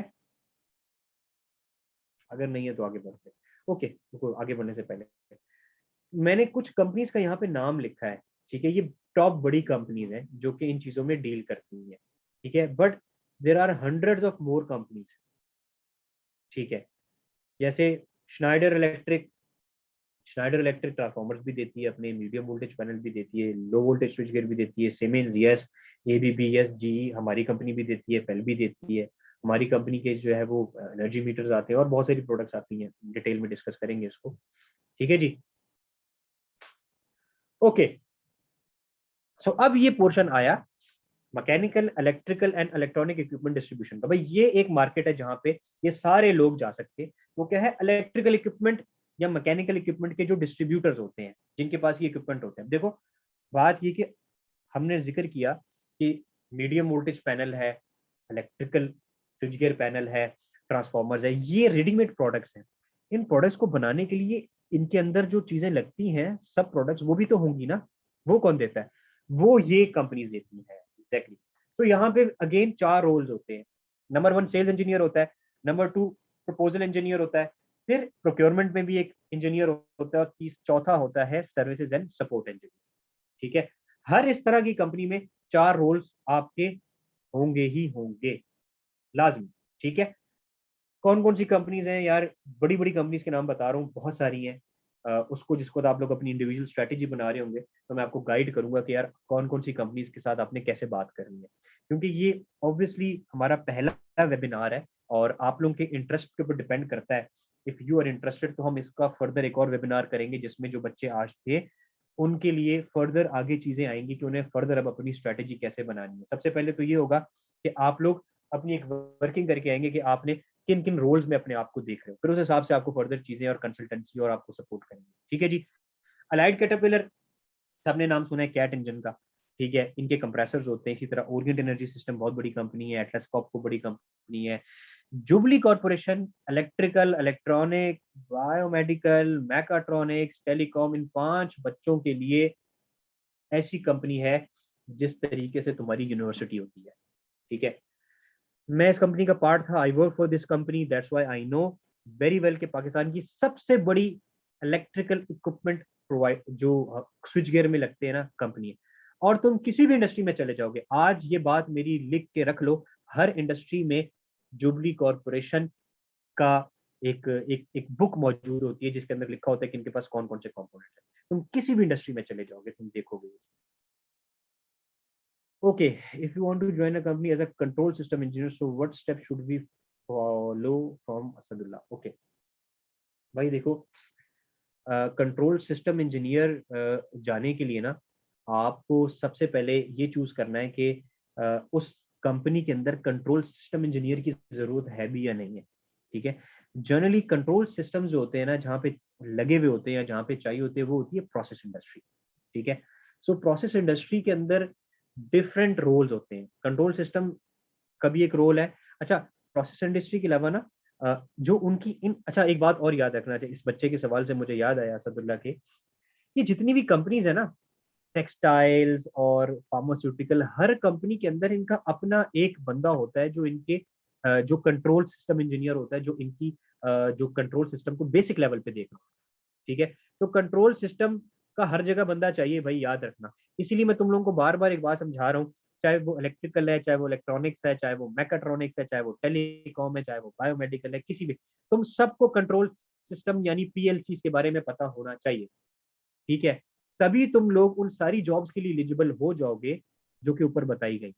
अगर तुम्हें इलेक्ट्रिकल सिस्टम, पावर सिस्टम का थोड़ा बहुत पता है तो तुम उस इंटरव्यू को क्लियर कर लोगे। कंट्रोल सिस्टम का पता है। अब याद रखना, तुम खुद देखना, ये चीज तुम देखोगे कि इंटरव्यू में जिस बच्चे को ज्यादा चीजें डिफरेंट डोमेन्स की आती होंगी वो उसको प्रेफर करते हैं, क्योंकि यार किसी के पास इतना टाइम नहीं है सिखाने के लिए भाई। जो चीजें तुमने सीखनी है तुमने पहले सीख के जानी है। इंडस्ट्री में टाइम नहीं है यार, तुम लोग जाके चीजें सीखना शुरू करो, ठीक है। तो कंट्रोल सिस्टम इंजीनियर की अगर जॉब तुम्हें करनी है तो उसके लिए सबसे पहला काम ये होगा कि मुझसे उसकी जॉब डिस्क्रिप्शन ले लेना। आमतौर पर कंट्रोल सिस्टम इंजीनियर क्या करता है, मैं तुम्हें वैसे बता रहा हूँ। कंट्रोल सिस्टम इंजीनियर का काम ये होता है, ज्यादातर इंडस्ट्री में सीमेंस लगी है, ठीक है। तो तुम्हें सीमेंस की पीएलसी के बारे में पता होना चाहिए। बेसिक लेवल की तुम्हें प्रोग्रामिंग आनी चाहिए कि सीमेंस की पीएलसी पे जो है वो डेटा कैसे उठाते हैं, एचएमआई पे डेटा डिस्प्ले कैसे करते हैं, और अगर किसी इंडस्ट्री में स्काडा लगा हुआ है तो उसके साथ काम कैसे। दैट्स, ये बेसिक चीजें जो तुम्हें पता होनी चाहिए। और इंस्ट्रूमेंटेशन वगैरह की चीजें जाके तुम लोग वैसे ही सीख लोगे, वहाँ पे जो सेंसर्स वगैरह लगे होते हैं वहां से डेटा आ जाएगा। इंपॉर्टेंट ये तुम्हें पीएलसी आनी चाहिए, कंट्रोल सिस्टम के लिए पीएलसी आना जरूरी है। और ये याद रखना, ये हर यहाँ पे जितने भी बच्चे बैठे हैं ना, मेरे ख्याल में 91 स्टूडेंट्स हैं अभी इस वक्त, ये सबको आनी चाहिए, ठीक है। आगे फ्यूचर में हम जो है वो सीमेंस के ऊपर भी डिस्कस करेंगे, कुछ कोर्सेज भी आएंगे, तो you will get to know क्या है क्या है। कुछ इंट्रोडक्शन कोर्सेज अभी आएंगे फर्दर, मैं ही आप लोगों को शायद बता रहा हूँ कि पीएलसी क्या है, बेसिक पीएलसी बेसिक्स के ऊपर ना एक कोर्स आएगा। सो वो सारे के सारे बच्चे अगर अटेंड कर लोगे तो तुम लोग को ही पता चल जाएगा कि यार बेसिकली एक एक आइडिया क्या है इस सारी चीज के पीछे, ठीक है। आगे चलते हैं। ओके, आप लोगों को याद होगा कि जो है वो मैंने जिक्र किया था आपसे सिस्टम इंटीग्रेटर्स का। तो सिस्टम इंटीग्रेटर्स क्या होती है, बेसिकली वो ऑटोमेशन कंपनीज होती हैं जो कि ये कंट्रोल सिस्टम या ऑटोमेशन इंजीनियर्स को अपने पास हायर करती हैं प्रोजेक्ट्स करने के लिए, ठीक है। सो यहाँ पे अगेन सिस्टम इंटीग्रेटर्स के पास आपकी जॉब एग्जिस्ट करती है बहुत आराम से, किसकी, सबकी, इलेक्ट्रिकल। क्योंकि अगर तुम लोगों ने पीएलसी पढ़ लिया ना तो हर बच्चा जा सकता है यहाँ पे, ठीक है, हर बच्चा चला जाए, चाहे वो बायोमेडिकल का है, चाहे वो टेलीकॉम का है, चाहे वो मैकेट्रॉनिक्स का है, चाहे वो इलेक्ट्रॉनिक्स का है, चाहे वो इलेक्ट्रिकल। चार जॉब रोल्स होते हैं मेजर। अच्छा, इधर जो होता है ना वो खाली सेल्स इंजीनियर में होता है, या एप्लीकेशन एंड सेल्स इंजीनियर होता है, इसमें बहुत ज्यादा टेक्निकलिटी इन्वॉल्व है कंट्रोल ऑटोमेशन के काम, ठीक है। Application and sales engineer, IoT and design engineer. अब जो है ना बेसिकली आईओटी और डिजाइन इंजीनियर आ गए, क्योंकि जितनी भी ऑटोमेशन हो रही है सारी क्लाउड पे जा रही है इंडस्ट्री 4.0 की वजह से, ठीक है। फिर एक ऑटोमेशन इंजीनियर होता है, जैसे जिसको ये तुम कंट्रोल इंजीनियर कह रहे थे, ठीक है। और एक सर्विसेज इंजीनियर होता है, ठीक है। इसी के अंदर की जो डिजाइन वाला बंदा है ना, यही एस्टिमेशन एंड कॉस्टिंग भी कर रहा होता है, आईओटी इंजीनियर होता है, सॉरी। ये कुछ बड़ी कंपनीज हैं जो कि सिस्टम इंटीग्रेशन का काम करती है। और यस, सोलर कंपनीज आजकल हर जो इंडस्ट्री है वो सोलर लगवा रही है, और बेतहाशा सोलर की कंपनीज आ गई। 25-30 कंपनीज के तो नाम मुझे पता है जो अभी रिसेंटली आई है, और इतनी जॉब्स हैं सोलर की कंपनीज में जिसका कोई हिसाब, ठीक है। सोलर की कंपनीज में बहुत बड़े बड़े नाम है, मैंने सारे नहीं लिखे हैं। स्काई इलेक्ट्रिक, ग्रीव्स, ओरिएंट और रियन एनर्जी, और ये बहुत बड़े बड़े जाइंट्स हैं, पंजाब तो भरा हुआ है, ठीक है। जो बड़े बड़े टॉप इंटीग्रेटर्स है ना पाकिस्तान के, जो कि लाइक जाइंट्स हैं, Avanceon, Intech process automation, solution engineering, CNS, ये चार हैं, लेकिन इससे बहुत ज्यादा है। मैंने बहुत थोड़े लोगों के नाम डाले क्योंकि मेरे पास स्पेस की कंस्ट्रेंट थी, ठीक है। ओके, सो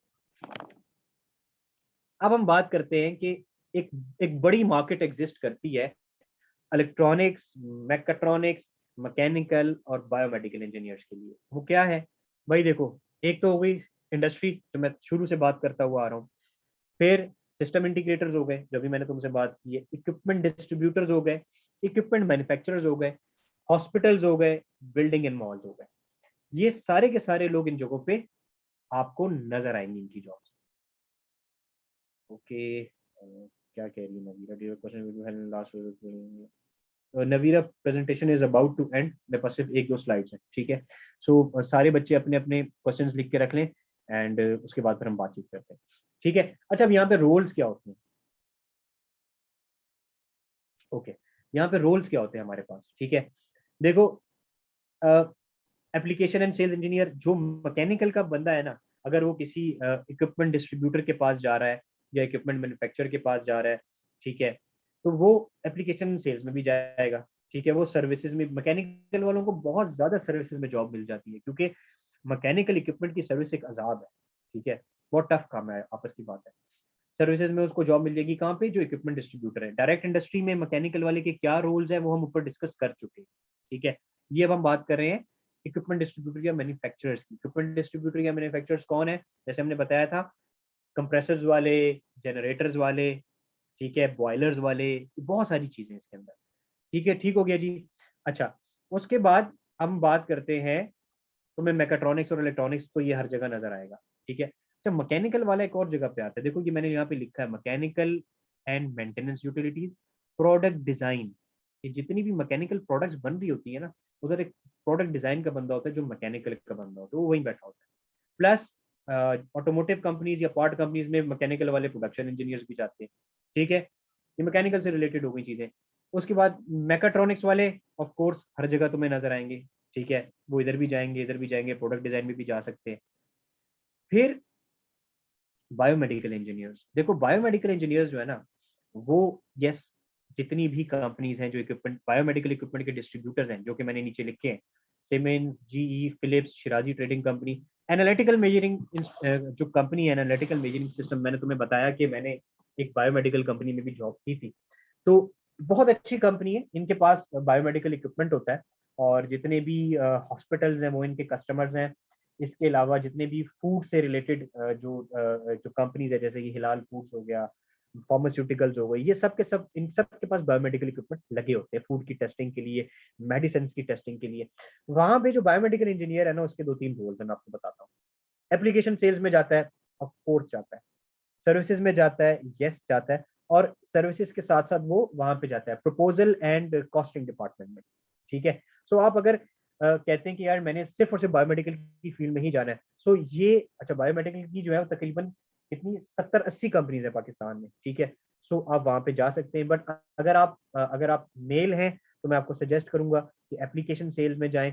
और अगर आप जो है वो, आपको लगता है कि नहीं यार मुझे सिर्फ और सिर्फ हाथ गंदे करने का शौक है, और सिर्फ और सिर्फ बैक, मतलब पीछे रहने का शौक है, फ्रंट एंड पे आने का शौक नहीं है, तो आप सर्विसेज में चले जाएं।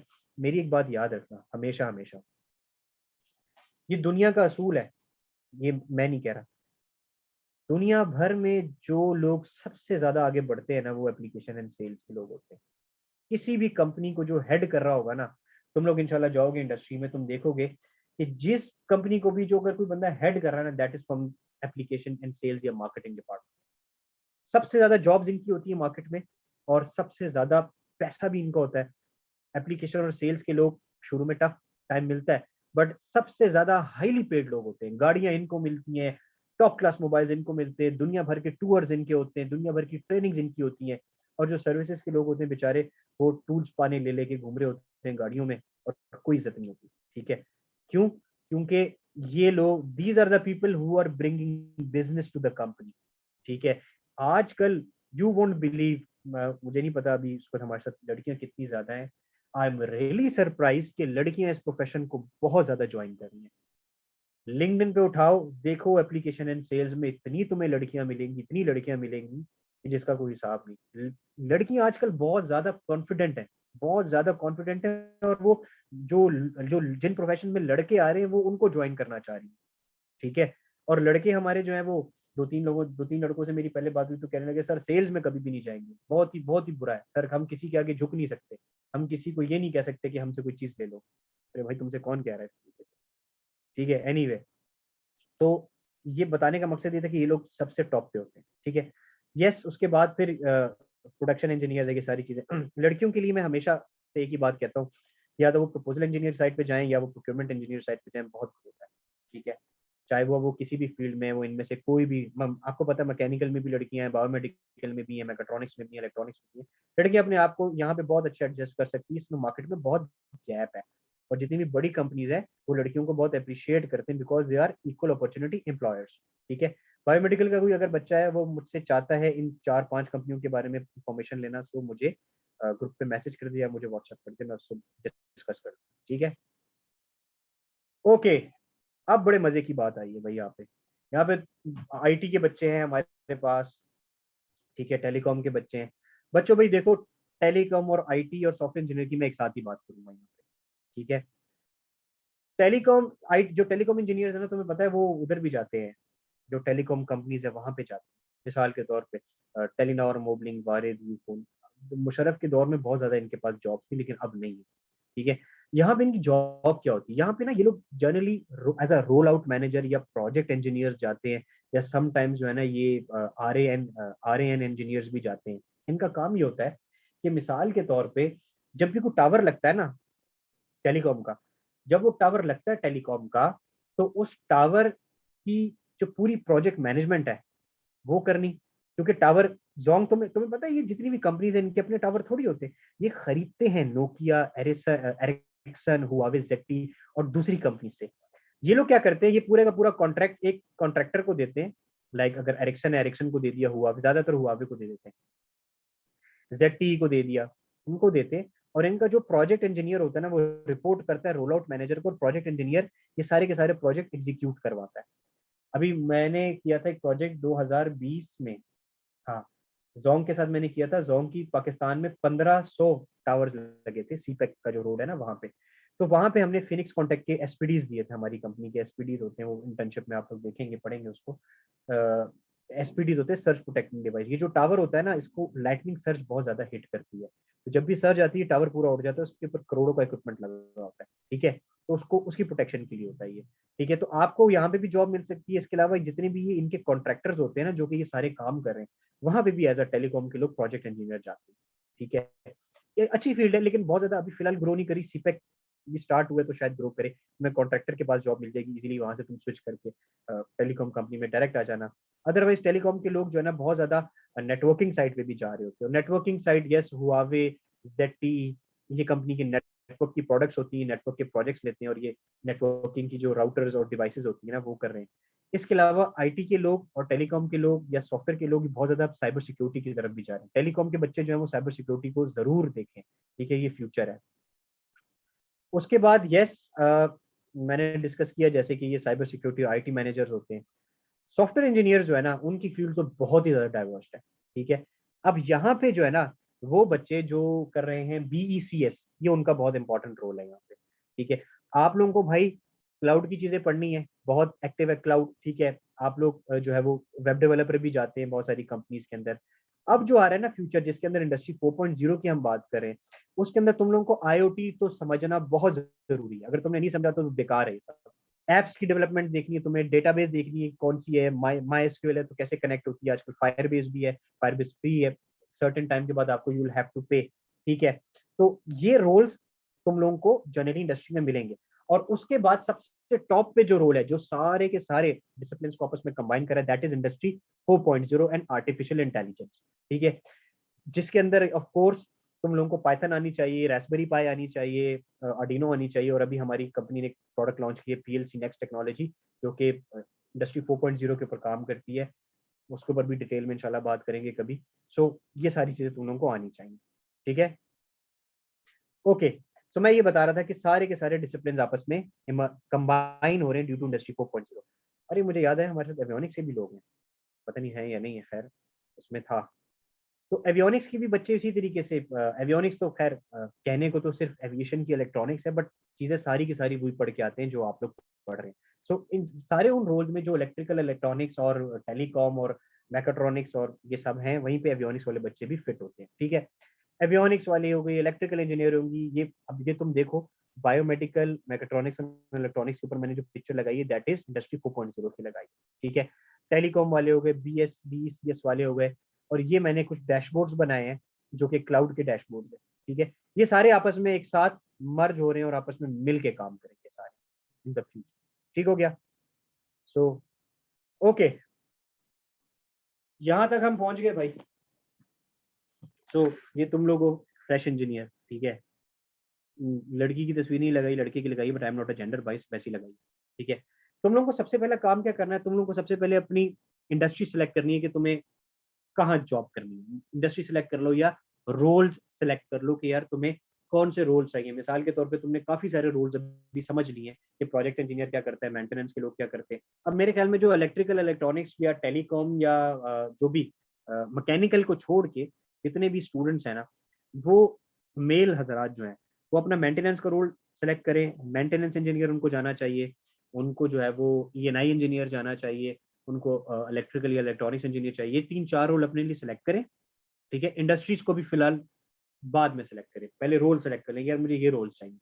उसके बाद सिलेक्ट करें कि यार ठीक है कौन कौन सी इंडस्ट्रीज में हमें जाना चाहिए। मिसाल के तौर पे एक बच्चा कहता है मुझे टेक्सटाइल में जाना चाहिए, एक कहता है मुझे पैनल बिल्डर के पास जाना चाहिए, एक कहता है मुझे ऑटोमेशन कंपनीज के पास जाना चाहिए। तो इस तरह से अपने सेगमेंट्स सेलेक्ट कर लें। उसके बाद जो अगला स्टेप होगा ना हमारा, ये सारे फ्यूचर की स्ट्रेटेजीज जो हम करने जा रहे हैं, हम कंपनीज लिस्ट आउट करेंगे कि यार कौन सी कंपनीज इसके अंदर अच्छी है जिनके पास जाना चाहिए।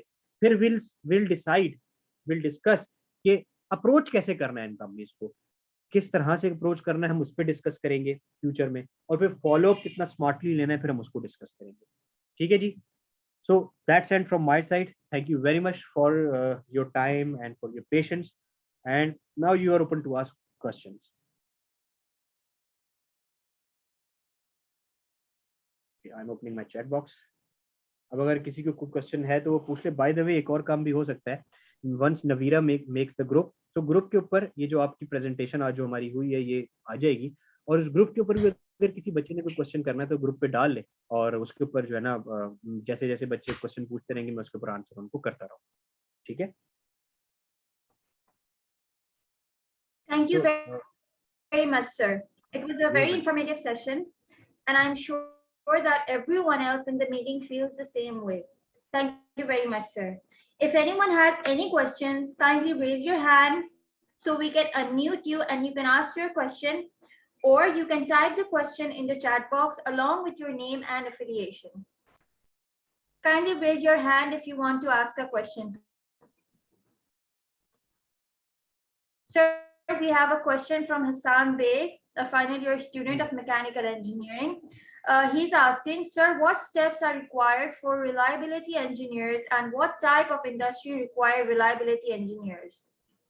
ओके हसान, देखो होता ये है कि रिलायबिलिटी ऑफ द सिस्टम जो है ना एक एक लिटिल बिट सीनियर लेवल की पोस्ट होती है। रिलायबिलिटी इंजीनियर तक पहुंचने के लिए basically you should know about the utilities, ठीक है, और तुम्हें मेंटेनेंस की चीज़ों का पता होना चाहिए, क्योंकि तुम मैकेनिकल डिपार्टमेंट से हो तो मैं तुम्हें कहूँगा कि मैकेनिकल की यूटिलिटीज और मैकेनिकल की जो है तुम्हारी मेंटेनेंस की चीज़ें, इनका तुम्हें पता होना चाहिए। एक दफ़ा तुम यहाँ पे जाओगे, जब तुम्हारी पहली जॉब लगेगी ना एज अ मेंटेनेंस इंजीनियर या तुम्हारी as a utility engineer in mechanical department, तो तुम्हें 1 से 1.5 साल में इन चीज़ों का समझ में आ जाएगा कि यार चीज़ों की रिलायबिलिटी को इन्हांस कैसे करना है। मिसाल के तौर पे अगर कोई कंप्रेसर जो है वो चल रहा है, सो इसकी एफिशिएंसी किस तरह से इम्प्रूव होती है, ठीक है। तो वंस तुम्हें इन सारी चीज़ों के बारे में बेसिक नॉलेज होगी तो फिर तुम किसी भी कंपनी में, जैसे रिलायबिलिटी इंजीनियर आमतौर पे मल्टीनेशनल के अंदर ये पोजीशन होती है। जैसे मैंने तुम्हें बताया मेरा एक दोस्त जो है वो वहाँ गया है, शेवरॉन में गया है। So Chevron is a multinational company, so वहाँ पे होती है इस तरह के बच्चों की अपॉर्चुनिटीज है ना, ठीक है।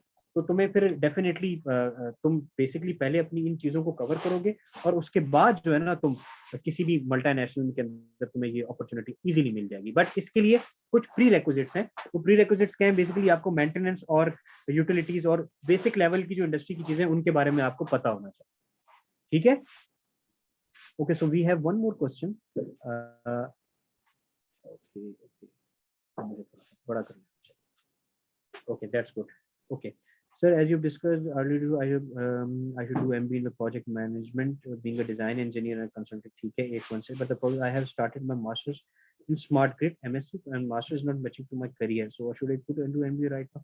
भाई देखो, जरूरी नहीं है कि तुम्हें अपना मास्टर क्विट करना चाहिए। देखो बात ये कि स्मार्ट ग्रिड भी एक अच्छा डोमेन है, बुरा डोमेन नहीं है स्मार्ट ग्रिड भी, लेकिन स्मार्ट ग्रिड अभी फौरी तौर पे पाकिस्तान में है नहीं, ठीक है। सो अगर तुम थोड़ी सी जल्दी में हो और तुम अपने करियर को बहुत तेजी से मूव करना चाहते हो, तो फिर ठीक है, तुम जो है वो ये मतलब स्मार्ट ग्रिड के अंदर एमई जो तुम कर रहे हो ना यार, देखो एक बात याद रखना सारे बच्चों के, जो बच्चे एमई करते हैं ना या एमएस करते हैं, ठीक है, वो बेसिकली मास्टर्स करते हैं, वो मैनेजमेंट की साइड पे नहीं आते। सो क्योंकि आप डिजाइन इंजीनियर हो, सो आप जो है वो अगर डिजाइन की साइड पे हमेशा रहना चाहते हो ना, तो फिर ये ठीक है, स्मार्ट ग्रिड में एमई तुम्हारा ठीक है। लेकिन अगर तुम्हें डिजाइन से ऑब्वियसली यार इवेंचुअली तुम्हें आगे जाना है, मैनेजमेंट की तरफ जाना है, ठीक है। तो उसके अंदर जो है ना वो फिर तुम अगर मैनेजमेंट की साइड पे जाना चाहते हो तो वहां पे you should have MBA degree. ठीक है। तुम्हें भी 8 महीने हुए, तुम एक काम करो, देखो तुमने ये प्रोग्राम स्टार्ट कर लिया है ना, ठीक है। तो चलो तुम मुझसे जरा डायरेक्ट बात करना, मैं तुमसे ना कुछ और चीजें पूछ के फिर तुम्हारी मैं काउंसलिंग करूंगा इस बार। ठीक है।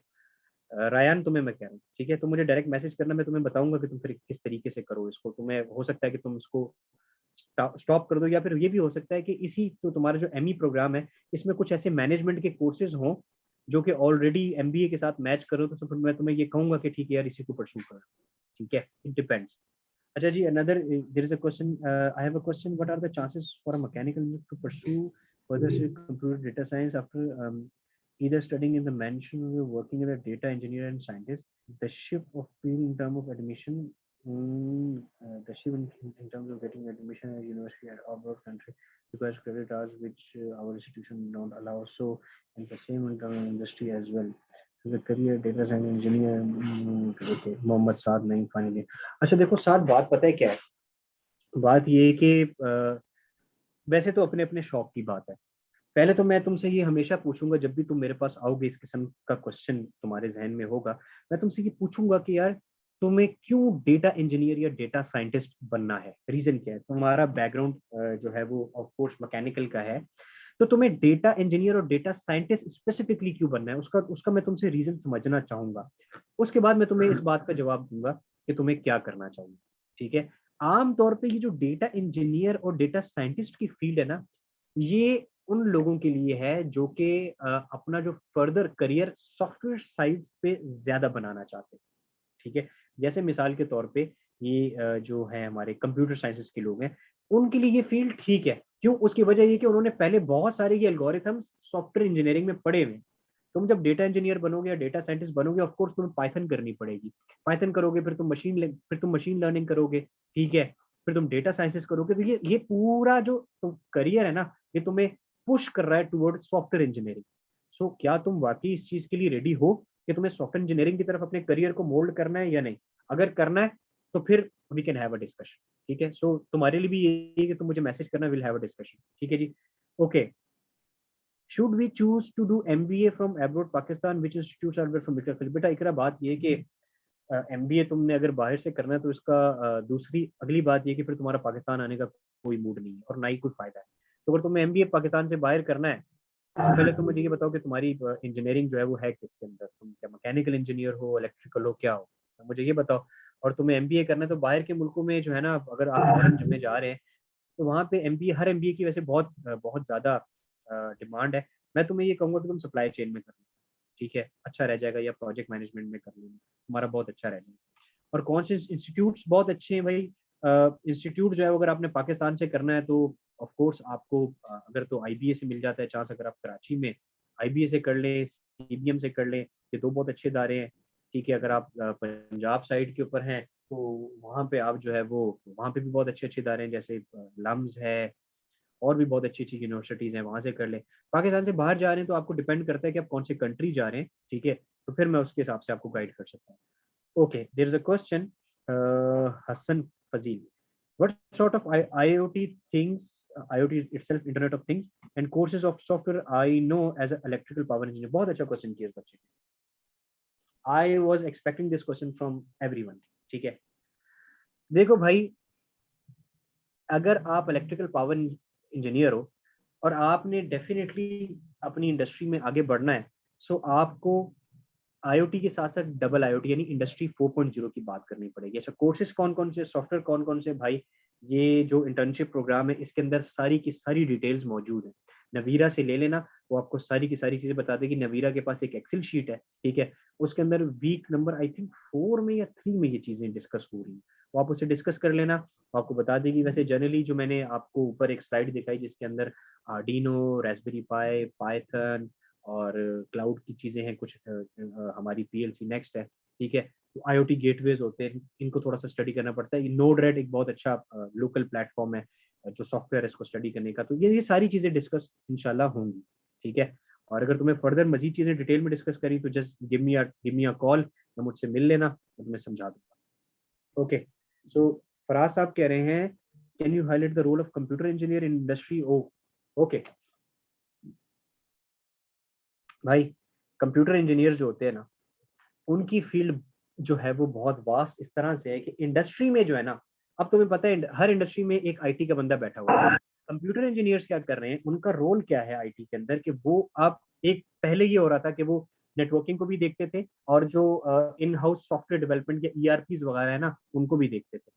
अब जो है ना रिसेंटली अब ये हुआ है कि जितने भी कंप्यूटर इंजीनियर के लोग, कंप्यूटर सिस्टम इंजीनियर या सॉफ्टवेयर के लोग हैं, वो लोग ये कर रहे हैं कि वो इंडस्ट्री 4.0 को भी स्टडी कर रहे हैं, साइबर सिक्योरिटी के रिस्क को समझ रहे हैं। ठीक है, और उसके बाद इन सारे कंप्यूटर साइंसेस के लोगों ने बैठ जाना है इलेक्ट्रिकल, मैकेनिकल, ऑटोमेशन के लोगों के साथ, और इनकी जितनी भी फिजिकल डिवाइसेस है इनसे डेटा उठा के क्लाउड पे लेके आना है और वहां पे आर्टिफिशियल इंटेलिजेंस के एल्गोरिथम्स लगा के अपनी मैनेजमेंट को डैशबोर्ड्स बनाना। ठीक है, ये रोल्स हैं और ये इंडस्ट्री के रोल हैं। ठीक है, इसके अलावा जो सॉफ्टवेयर हाउसेस के रोल है वो तुम्हें पता है कि वहां पे तुम लोग डेवलपमेंट साइड पे जाते हो, कोडिंग करते हो, डेस्कटॉप एप्स बनाते हो, मोबाइल एप्स बनाते हो, ये सारे काम करते हो। ठीक है, usually. Okay, so I think I've answered the last question of Faraz. Is there any further question anyone want to ask? If anyone has any further questions, kindly raise your hand or please type your question in the chat box with your name and affiliation at the end.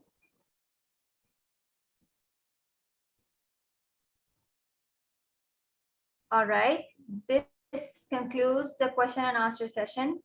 Sir, we will now present a small token of our appreciation as a sign of our gratitude for your kindness, and we're really very grateful that you took out time from your busy schedule to come and deliver this great presentation. Thank you very much, sir. You are welcome. You are welcome.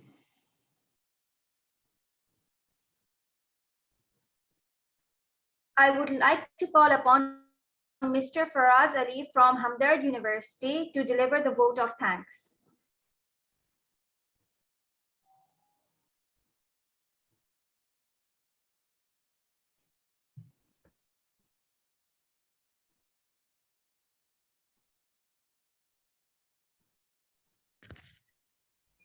Hello, am I audible?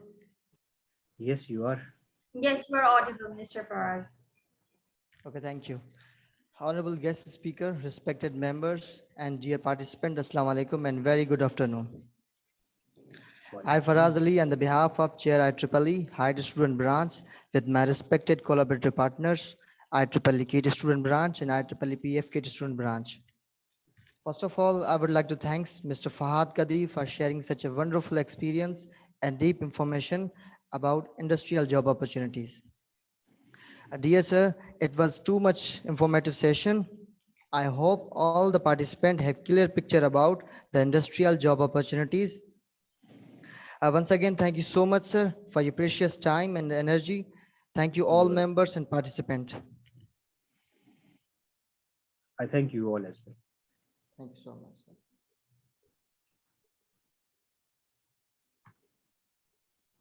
Mr. Fahad Qadir, on behalf of all the participants and our entire organizing body, we would like to thank you humbly for joining us today and taking out your precious time from your busy schedule to come and deliver this wonderful webinar. It was an honor for us, sir, truly. Yeah, thank you so much. You're welcome, and it was very nice session, and the participation from the students is very good. So इस participation से और आपके question से मुझे ऐसा feel होता है कि this was really helpful for you, and if you want हम इसका जो next session है वो further इसका एक और session भी रख सकते हैं जिसके अंदर जो चीजें हमने आज discuss की हैं। So आपको जो 4 points मैंने कहे हैं इसके अंदर जो आपने individual strategy बनानी है उसके ऊपर working कर लें, और नबीरा डेफिनेटली हमें ग्रुप पे ऐड कर लेगी, and will discuss and we might do this seminar webinar once again with further things. ठीक है जी? Definitely, sir, definitely, inshallah, and we are really looking forward to it. Okay, perfect. We would also like, yes sir? Yeah, ji, please continue कीजिए। All right, sir, thank you. We would also like to thank our participants for joining us today and showing interest in our events. Do share your comments and suggestions with us in the feedback form provided to you. So thank you once again and goodbye for now. Hopefully we'll meet soon again, inshallah. Allah Hafiz. Allah Hafiz.